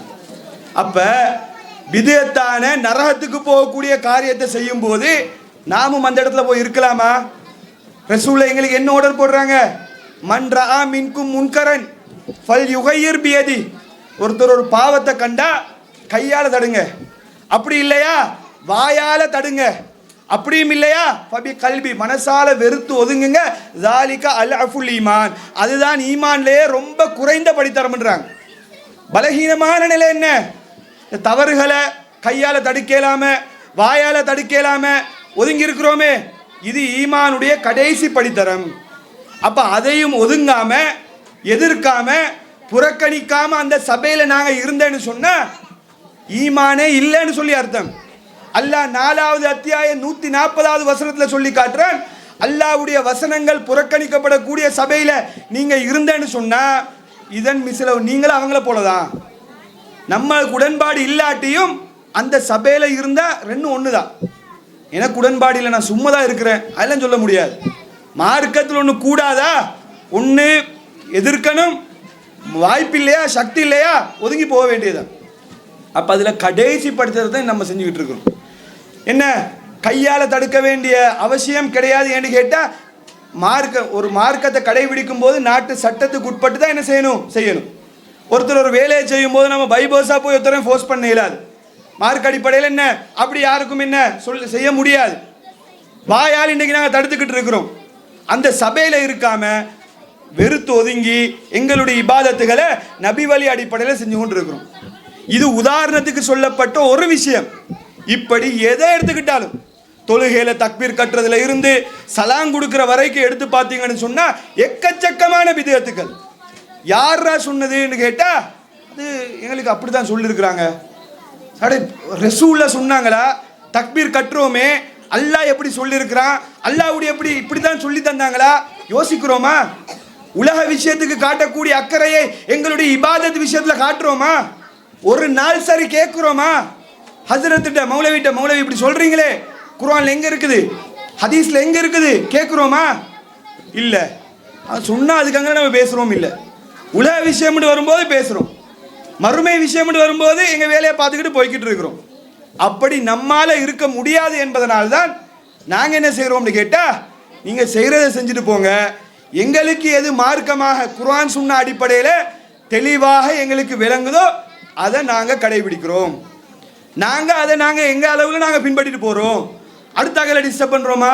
கூப்பிட்டு கொண்டு ஒருத்தரா இழுத்து வந்து எங்க பள்ளியில தான் நீங்க வந்து தொழணும், நாங்க சொல்ற மாதிரி தான் தொழணும், எல்லாத்தையும் இழுத்துக்கிட்டு வந்து இங்க போட்டுக்கிட்டு இருக்கிறோம்.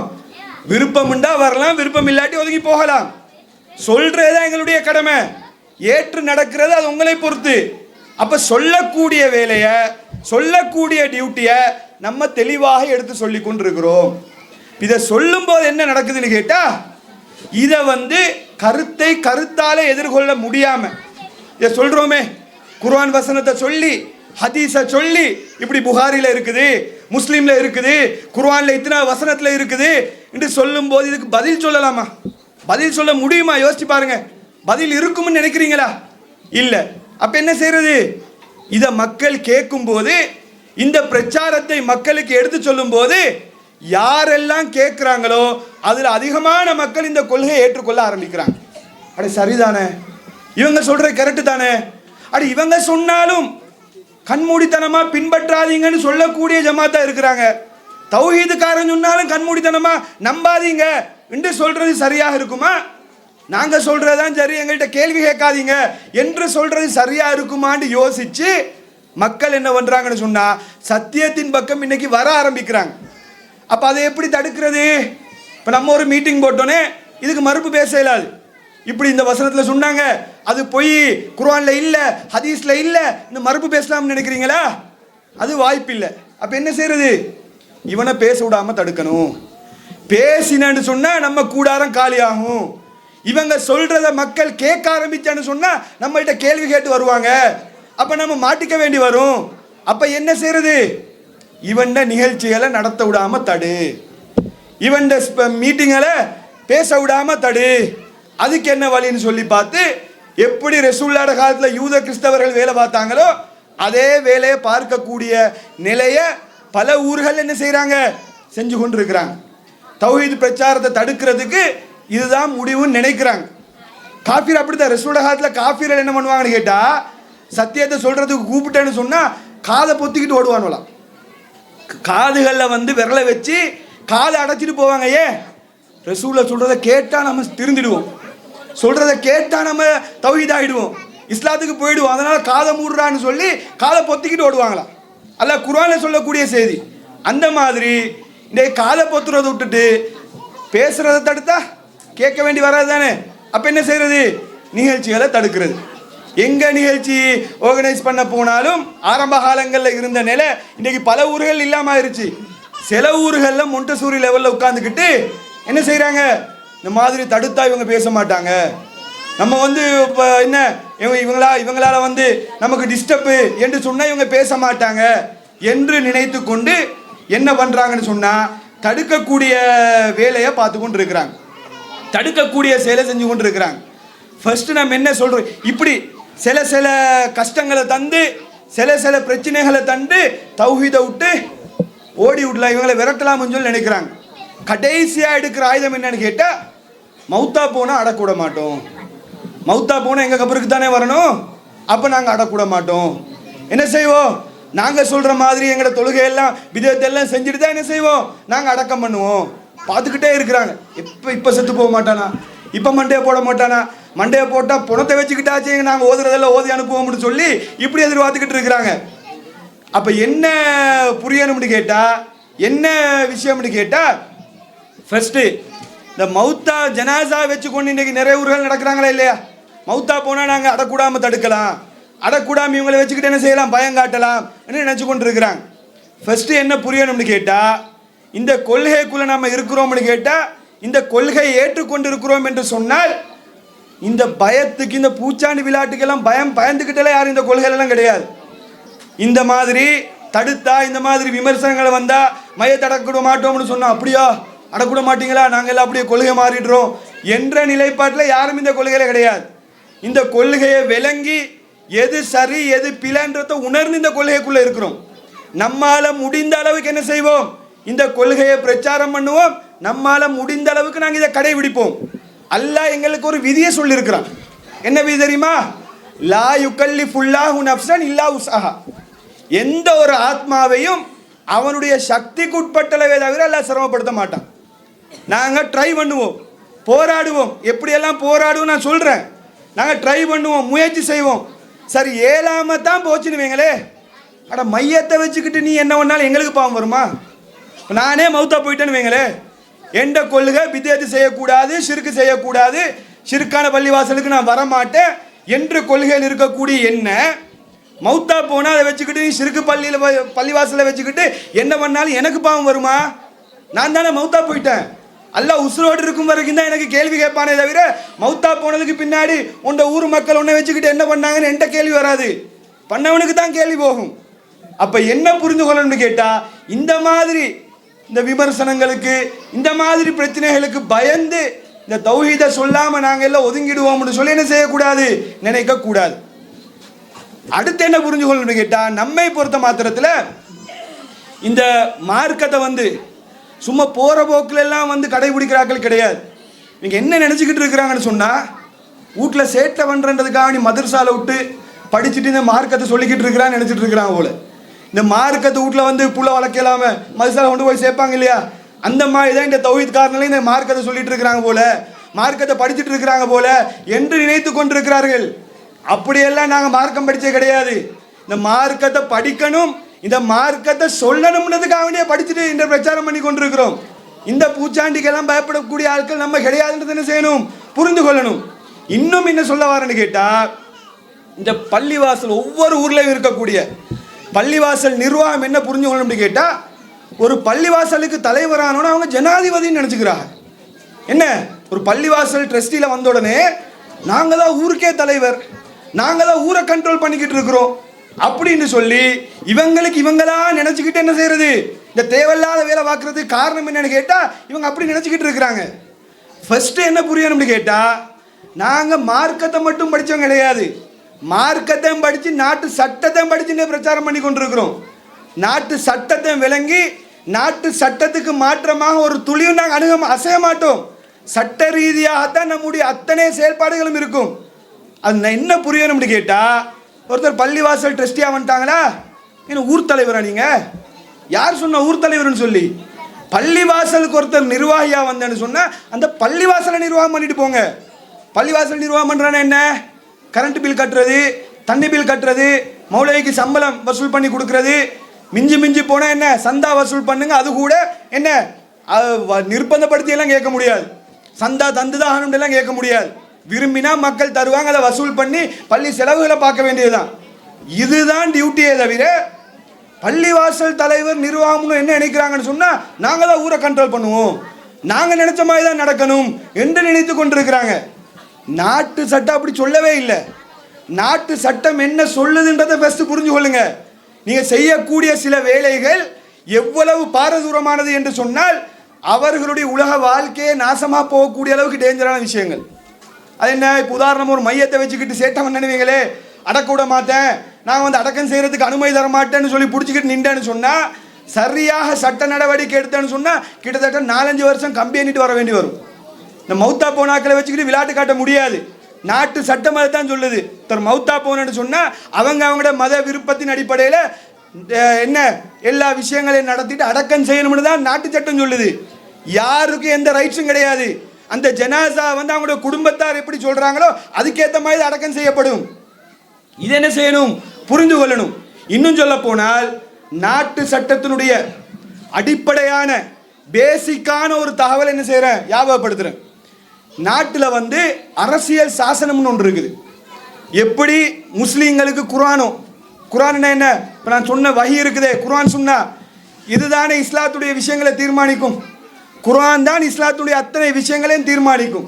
இஸ்லாத்துடைய அடிப்படை எப்படி குரானோ அதே போல ஒரு நாடு எப்படி இயங்கணும், ஒரு நாட்டினுடைய செட்டப் எப்படி இருக்கணும் என்பதை சொல்லக்கூடிய தாய் புஸ்தகம்தான் அரசியல் சாசனம்னு சொல்றது. அரசியல் சாசனம் அல்லது யாப்பு, ஒரு நாடு எப்படி இயங்கணும்னு சொல்லக்கூடிய தாய் சட்டம் இன்னும் சொல்றதா இருந்தா, அரசியல் சாசனம் என்ன சொல்லுது தெரியுமா? நமக்கு என்ன சொல்லுது தெரியுமா? ஆர்டிக்கல் 14. ஆர்டிக்கல் 14ல பிரிவு ஊனா பிரிவு ஆனா ஆவென்னா ஈனா ஈயனான்னு சொல்லுவாங்களே இல்லையா, அந்த மாதிரி பிரிவு ஊ அதில் என்ன சொல்றாங்கன்னு கேட்டா, ஒருத்தருக்கு வந்து தனியாகவோ அல்லது கூட்டாகவோ மற்றாக்களோட சேர்ந்தோ என்ன செய்யலாம், அவங்க விரும்பிய மதத்தை, அவங்க விரும்பிய கொள்கையை, எது அவங்களுக்கு விருப்பமான கொள்கையா இருக்குதோ அதை தனியாகவோ கூட்டாகவோ பகிரங்கமாகவோ ரகசியமாகவோ வழிபடக்கூடிய பின்பற்றக்கூடிய உரிமை எல்லாருக்குமே இருக்குது. அதை வந்து வெளிக்காட்டக்கூடிய பிரச்சாரம் பண்ணக்கூடிய உரிமை இருக்குது என்று சொல்லி இலங்கை அரசியல் சாசனம் சொல்லுது. நான் எந்த கொள்கையை ஏற்றுக்கொண்டிருக்கிறேனோ அதை பிரச்சாரம் பண்ணக்கூடிய உரிமை எனக்கு இருக்குது.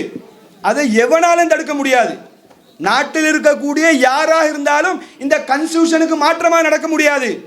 குர்ஆனுக்கு மாற்றமா யாருக்குன்னா நடக்கலாமா?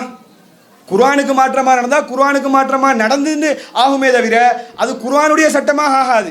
அதே போல இலங்கையினுடைய அரசியல் சாசனத்துக்கு மாற்றமாக யாருக்கும் நடக்க முடியாது. ஜனாதிபதியாக இருந்தாலும் சரி, அரசியல்வாதிகளாக இருந்தாலும் சரி, போலீஸ் அதிகாரிகளாக இருந்தாலும் சரி, நாங்களாக இருந்தாலும் சரி நீங்களாக இருந்தாலும் சரி யாருக்கும் செய்ய முடியாது. அரசியல் சாசனம் என்ன சொல்லுதோ அதுக்கேற்ற மாதிரி தான் இருக்கணும். என்ன சொல்லிச்சு?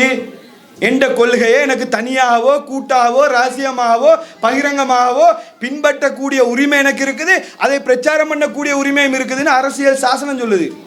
இதை தடுக்கலாமா? என்னென்ன ஒன்றுமே விளப்பம் கிடையாது. மார்க்கமும் விளப்பம் இல்லை, உலகமும் விளப்பம் இல்லை, உலக சட்டமும் விளப்பம் இல்லை. உட்கார்ந்துக்கிட்டு என்ன பண்ணுறாங்கன்னு சொன்னால், இந்த இதை பிரச்சாரம் பண்ணதை தடுத்தன்னு சொன்னால் நாங்கள் அப்படியே வீட்டுக்குள்ளே போய் ஓடி ஒளிவோம்னு நினைக்கிறாங்க. நீங்கள் எந்த ரூட்டில் வாரீங்களோ, நீங்கள் 8 அடி வந்தேன்னு சொன்னால் எங்களுக்கு அல்லாஹ்வுடைய கிருபையால் 16 அடி வரைக்கும் பாய தெரியும். எப்படி எந்த ரூட்டில் வாரீங்களோ அதை விட பல மடங்கு நாங்கள் என்ன செய்வோம், வர தெரியும். இன்னும் சொல்ல போனால் ஜமாத் தடை செய்யப்பட்டது. இந்த தௌஹீத் ஜமாத் குறிப்பிட்ட காலம் தடை செய்யப்பட்டது. ஏன்? அரசியல் காரணங்களுக்காக வேண்டி தேவையில்லாத போலி காரணங்களை சொல்லி தடை செஞ்சாங்க. தடை செஞ்சது யாருன்னு ஒரு அரசாங்கம் தடை செஞ்சிச்சு. இந்த பள்ளிவாசல் நிர்வாகம், இந்த இப்படி தடை செய்யலை. தடை செஞ்சது யாருன்னா ஒரு அரசாங்கம். நாங்கள் ஆஹா தடை செஞ்சிட்டாங்க, இனிமேல் தௌஹீத் முடிஞ்சிருச்சு, அப்படியே வீட்டில் உட்காந்துக்கிட்டு இருப்போம். அப்படியா இருந்தோம்? அரசாங்கம் யார் தடை செஞ்சாங்களோ அவர்களுக்கு எதிராகவே நாங்கள் எஃப்ஆர் கேஸ் ஃபைல் பண்ணினோம், ஃபண்டமெண்டல் ரைட் கேஸ் ஃபைல் பண்ணினோம். இது எங்களுடைய உரிமையை இவங்க தடுத்திருக்கிறாங்க. நாங்கள் தவறு செய்யக்கூடிய ஆட்கள் இல்லை, நாட்டு சட்டத்துக்கு கட்டுப்பட்டு நடக்கக்கூடிய ஆட்கள்னு சொல்லி தடை செஞ்ச அந்த பெரிய உச்சகட்ட அதிகாரத்துக்கு எதிராகவே நாங்கள் கேஸ் ஃபைல் பண்ணோமா இல்லையா? பயந்து ஓடினோமா? இப்போ எவ்வளோ பெரிய பிரச்சனைகள் வந்தாலும், எவ்வளோ பெரிய இன்னல்கள் வந்தாலும் சட்ட ரீதியாக ஃபேஸ் பண்ண நாங்கள் தயார். நாங்கள் எமோஷனாக செயல்பட மாட்டோம். ஒரு நாளும் நீங்கள் இப்படி பண்ணால் அப்படியா வாங்க அடிச்சுக்குவோம் சண்டை, ஒரு நாள் நாங்கள் அப்படி செய்யவே மாட்டோம். அது எங்களுக்கு தேவையும் கிடையாது. நீங்கள் எப்படி வாரீங்களோ நாங்கள் தலையால் தான் அடிப்போம். நாங்கள் அறிவுபூர்வமாக மார்க்கம் எப்படி சொல்லுதோ அந்த ஆங்கிளில் மார்க்கத்தையும், நாட்டு சட்டம் என்ன சொல்லுதோ அந்த சட்ட ரீதியாக என்ன செய்வோம், எல்லாத்தையும் அணுகுவோம். அதனால் இந்த மாதிரி ஒரு தடை செஞ்சுட்டாங்கண்டா, சவுண்ட் பெர்மிஷன் இல்லாமல் ஆக்கிட்டாங்கன்னா நாங்கள் அப்படியே ஓடி ஒளிவோன்னு மட்டும் என்ன செஞ்சிடாதீங்க, நினச்சிடாதீங்க. அப்படித்தான் நினச்சி செஞ்சாங்க, விட்டுட்டோமா? கடைசி டைமில் இல்லை உங்களுக்கு நடத்த முடியாது, இவ்வளோ பெரிய கூட்டத்துக்கு மைக் இல்லாமல் பேசட்டுமா? இவ்வளோ பெரிய கூட்டத்தில் ஒன்றுமே இல்லாமல் இதை மைக் இல்லாமல் பேசினா எப்படி இருக்கும்? ஏன் கேட்டுட்டா தௌஹீத் விளங்கிட்டேன்னு சொன்னா, அப்போ இதுக்கு என்னன்னு சொன்னால் பேக்கப் பண்ணுறது கொடுத்துடாதீங்க. பிரச்சனை என்ன பிரச்சனை வந்துச்சு? இதெல்லாம் பேசுறதுக்கு நாங்கள் ஐடியாவே இருக்கல்ல. நம்ம தேவையில்லாமல் சுரண்டி விட்டு தேவைக்கு இல்லாமல் என்ன ரோட்டில் போகிற வம்பு இழுத்து போட்டுக்கணுமா? கதை தான். நம்ம டாப்பிக்கில் வேற என்னவோ பேசிட்டு எங்களை வேலையை பார்த்துட்டு போகும்ன்ற மாதிரி கோணத்தில் இருந்தால் சும்மா இருக்கிற சங்க ஊதிக்கெடுத்த மாதிரி தடுத்துருங்க. பிரச்சனை வரும். என்ன பிரச்சனை வரும்? அட சாராயத்துக்கு எதிராக பேசினா உனக்கு என்னடா பிரச்சனை? மதுபானத்துக்கு எதிராக பேசினா, போதைப் பொருளுக்கு எதிராக பேசினா உங்களுக்கு என்ன பிரச்சனை இருக்குது? என்ன மதுபான பிஸ்னஸ் பண்ணுறீங்களா? நீங்கள் அதுக்கு சப்போர்ட்டாக இருக்கிறீங்களா?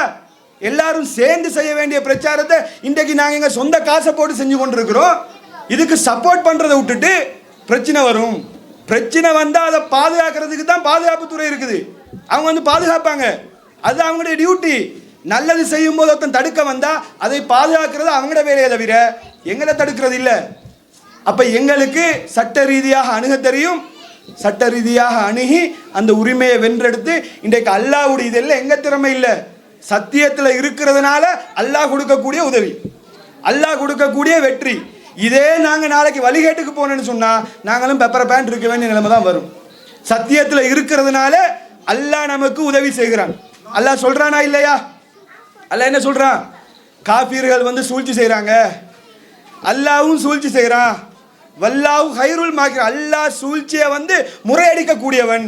இங்கே என்னத்தை சூழ்ச்சி செஞ்சாலும் அல்லாஹ்க்கு தெரியும் அதை எப்படி முறையடிக்கணும்னு சொல்லி. அப்போ அதே மாதிரி சத்தியத்தை சொல்லும்போது எவ்வளோ பிரச்சனை, எவ்வளோ சிக்கல், எவ்வளோ இன்னல்கள் வந்தாலும் அதுக்கு பயந்தோடுறவங்களா இருந்துட்டு இந்த கொள்கைக்கு நாங்கள் வரல. அது பயப்படுறதா இருந்து நாங்கள் இந்த பிரச்சாரத்துக்கே வந்திருக்க மாட்டோமே, இதை நாங்கள் இன்றைக்கி பண்ணியிருக்கவே மாட்டோமே. நாங்கள் ஒன்று எங்கள் வேலை ஒன்று பிஸ்னஸ் ஒன்று போயிட்டே இருப்போம். அப்போ இன்றைக்கு இலங்கை பூராகவும் கிளைகளை அமைத்து கொண்டு ஏகத்துவத்தை எடுத்து சொல்கிறோம்னு கேட்டால் இதில் எந்த சுயலாபமும் கிடையாது. மறுமைக்காக சொல்லி கொண்டிருக்கிறோம். அல்லாஹ்வுடைய தூதர் சொன்ன கொள்கையை சொல்லி கொண்டிருக்கிறோம். எத்தனை பேர் தடுத்தாலும், ஒட்டுமொத்த ஊரே தடுத்தாலும் அல்லாஹ்வுடைய தூதர் என்ன சொன்னாங்க? இன்னன்னாஸ கத் ஜமஉ லகும் ஃபக்ஷஹும், ஒட்டுமொத்த சமுதாயமும் உங்களுக்கு எதிராக திரண்டு விட்டார்கள், பயந்து கொள்ளுங்க. என்ன நடந்துச்சு? அல்லாஹ் என்ன சொல்றான்? ஹஸ்புனல்லாஹு வ நிஅமல் வக்கீல். அல்லாஹ்வுடைய தூதர் சொன்னாங்க, அல்லாஹ் சொல்கிறான் ஃபஸாதஹும் ஈமானா, அவர்களுக்கு ஈமான் அதிகரித்தது. நாங்கள் இருக்கிற கொள்கை சரியாக தான் இருக்கிறோம். இன்னைக்கு எல்லாருமா சேர்ந்து எதிர்க்கிறாங்கன்னு சொன்னால் சத்தியத்தில் இருக்க போய் தான் எதிர்க்கிறாங்க. இன்னைக்கு போதைப் பொருள் பிஸ்னஸ் பண்ணுறவன் எதிர்க்கிறதுக்கு ஆள் கிடையாது, குர்ஆன் சுன்னா சொல்கிறவன் எதிர்க்கக்கூடியவனாக இருக்கிறான். அப்போ சிந்திச்சு பாருங்க, ரசூலுல்லாஹ்வுடைய காலத்தில் என்ன நடந்துச்சு? யூதர்களும் கிறிஸ்தவர்களும் கீரியம் பாம்பேம் போல இருந்தாங்க. அல்லாஹ்வுடைய தூதர் சத்தியத்தை சொல்ல ஆரம்பித்த உடனே நம்ம பஞ்சாயத்தை லேட்டாக பார்த்துக்குவோம், ஒன்றா ரசூல்லா ஒழிச்சு கட்டுவோம்னு சொல்லி 2 பேரும் ஒன்று சேர்ந்து ரசூல்லா எதிர்த்தாங்க. இன்றைக்கு அதே நிலையை பார்க்குறோமா இல்லையா? பேச போகிறது போதைப் பொருளுக்கு எதிராக, இதை தடுக்கிறாங்கன்னு சொன்னால் அப்போ என்ன கொள்கையில் இருக்கிறாங்கன்னு சொல்லி பாருங்க, எந்த நோக்கத்தில் இருக்கிறாங்கன்னு சொல்லி பாருங்க. அப்போ இதை வச்சே எங்களுக்கு புரியுது இல்லையா, நம்ம சரியான கொள்கையில் தான் இருக்கிறோம், நம்ம கரெக்டான ரூட்டில் தான் போய்கொண்டிருக்கிறோம், இதை இன்னும் நம்ம வீரியப்படுத்தணும் என்பது எங்களுக்கு விளங்குதா இல்லையா? அப்போ இந்த அடிப்படையில் இந்த ஒரு அடிப்படையை புரிஞ்சு கொள்ளணும். இந்த மாதிரி செஞ்சதுனால, சும்மா நம்மளை சுரண்டி விட்டதுனால, சும்மா இருந்த பிரச்சாரத்தை இப்போ என்ன முடிவு எடுத்திருக்குது? 3 மாத காலங்கள் இன்ஷா அல்லாஹ் தொடர்ச்சியாக பிரச்சாரம் செய்வோம். தொடர்ச்சியாக பிரச்சாரம் செய்து இதை விட பல மடங்கு மக்களை திரட்டக்கூடிய இன்னொரு மாநாடு இன்ஷா அல்லாஹ் அறிவிப்போம். வருவீங்களா? இன்ஷா அல்லாஹ் இதை விட பல மடங்கு கண்டி மாவட்டத்திலேயே இன்னொரு மாநாட்டை அறிவித்து மக்களை திரட்டி இதை விட பல மடங்கு தௌஹீதை சொல்லுவோம். நீ தடுக்க நாங்கள் சொல்லி கொண்டு தான் இருப்போம். என்ன செய்யறேன்னு சொல்லி பார்ப்போம். எல்லாத்தையும் நாட்டு சட்டத்துக்கு உட்பட்டு தான் செய்வோம். அதுதான் எங்கள்கிட்ட இருக்கிற ப்ளஸ்.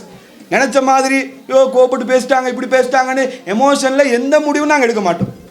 எமோஷன்ஸில் முடிவு எடுக்கக்கூடியாக்கள் நாங்கள் கிடையாது. குர்ஆன் சுன்னா மார்க்க விஷயம், நாட்டு சட்டம், சட்ட ரீதியாக லீகலி என்ன செய்வோம், எல்லாத்தையும் ஹேண்டில் பண்ணக்கூடிய ஆட்கள்ன்றதை புரிஞ்சு கொள்ளணும். அப்போ தௌஹீதுக்காரங்க, தௌஹீதுவாதிகள், குறிப்பாக ஸ்ரீலங்கா தௌஹீத் ஜமாத் சொல்கிறது இதை தான். மார்க்கம்னு வரும்போது குர்ஆன் சுன்னா சொன்னதை கேளுங்க, வஹியை பின்பற்றுங்க. உலகம்னு வரும்போது நாட்டு சட்டத்தை கட்டுப்பட்டு நடங்க. நாட்டு சட்டத்துக்கு மாற்றமா யாரும் எதுவுமே செஞ்சிடாதீங்க.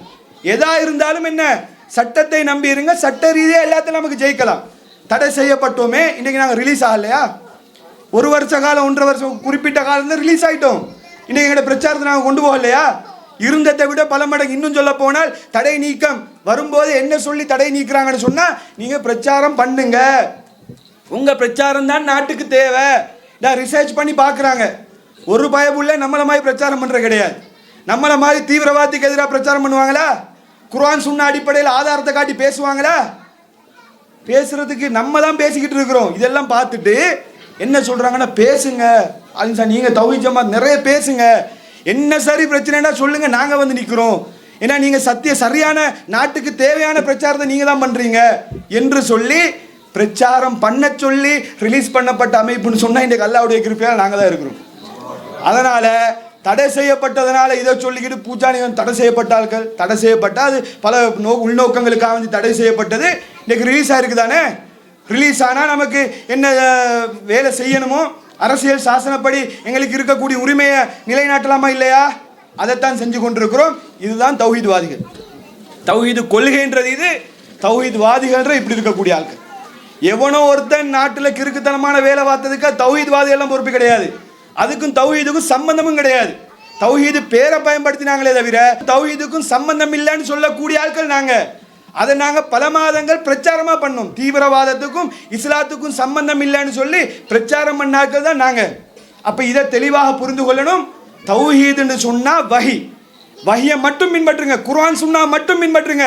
தௌஹீத்வாதிகளே நாளைக்கு குர்ஆன் சுன்னாக்கு மாற்றமாக சொன்னால் கேட்காதீங்க. இந்த பேர் ஸ்ரீலங்கா தௌஹீத் ஜமாத் ஒரு அடையாளம். என்ன சரி ஒன்று வைக்கணுமா இல்லையா? என்ன சரி ஒரு பேரை வைக்கணும், அதுக்காக வச்சிருக்கிற பேர். இந்த பேர் நமக்கு தேவையில்லை, நாளைக்கு வேறு வைக்க வேண்டிய நிலைமை வந்தால் வச்சுட்டு மாற்றிட்டு போயிட்டே இருப்போம். இந்த பேரை வச்சா தான் சொர்க்கம், தரீகா ஜமாத்துன்னு வச்சா சொர்க்கம் இல்லை, அப்படியெல்லாம் கிடையாது. தேவைப்பட்டால் ஸ்ரீலங்கா தரீகா ஜமாத்துன்னு மாற்றிக்குவோம். அப்படி தேவை நமக்கு வரல. தௌஹீதுன்னு சொன்னாலே நல்ல ஒரு கருத்தை சொல்லக்கூடிய விதத்தில் இருக்குது.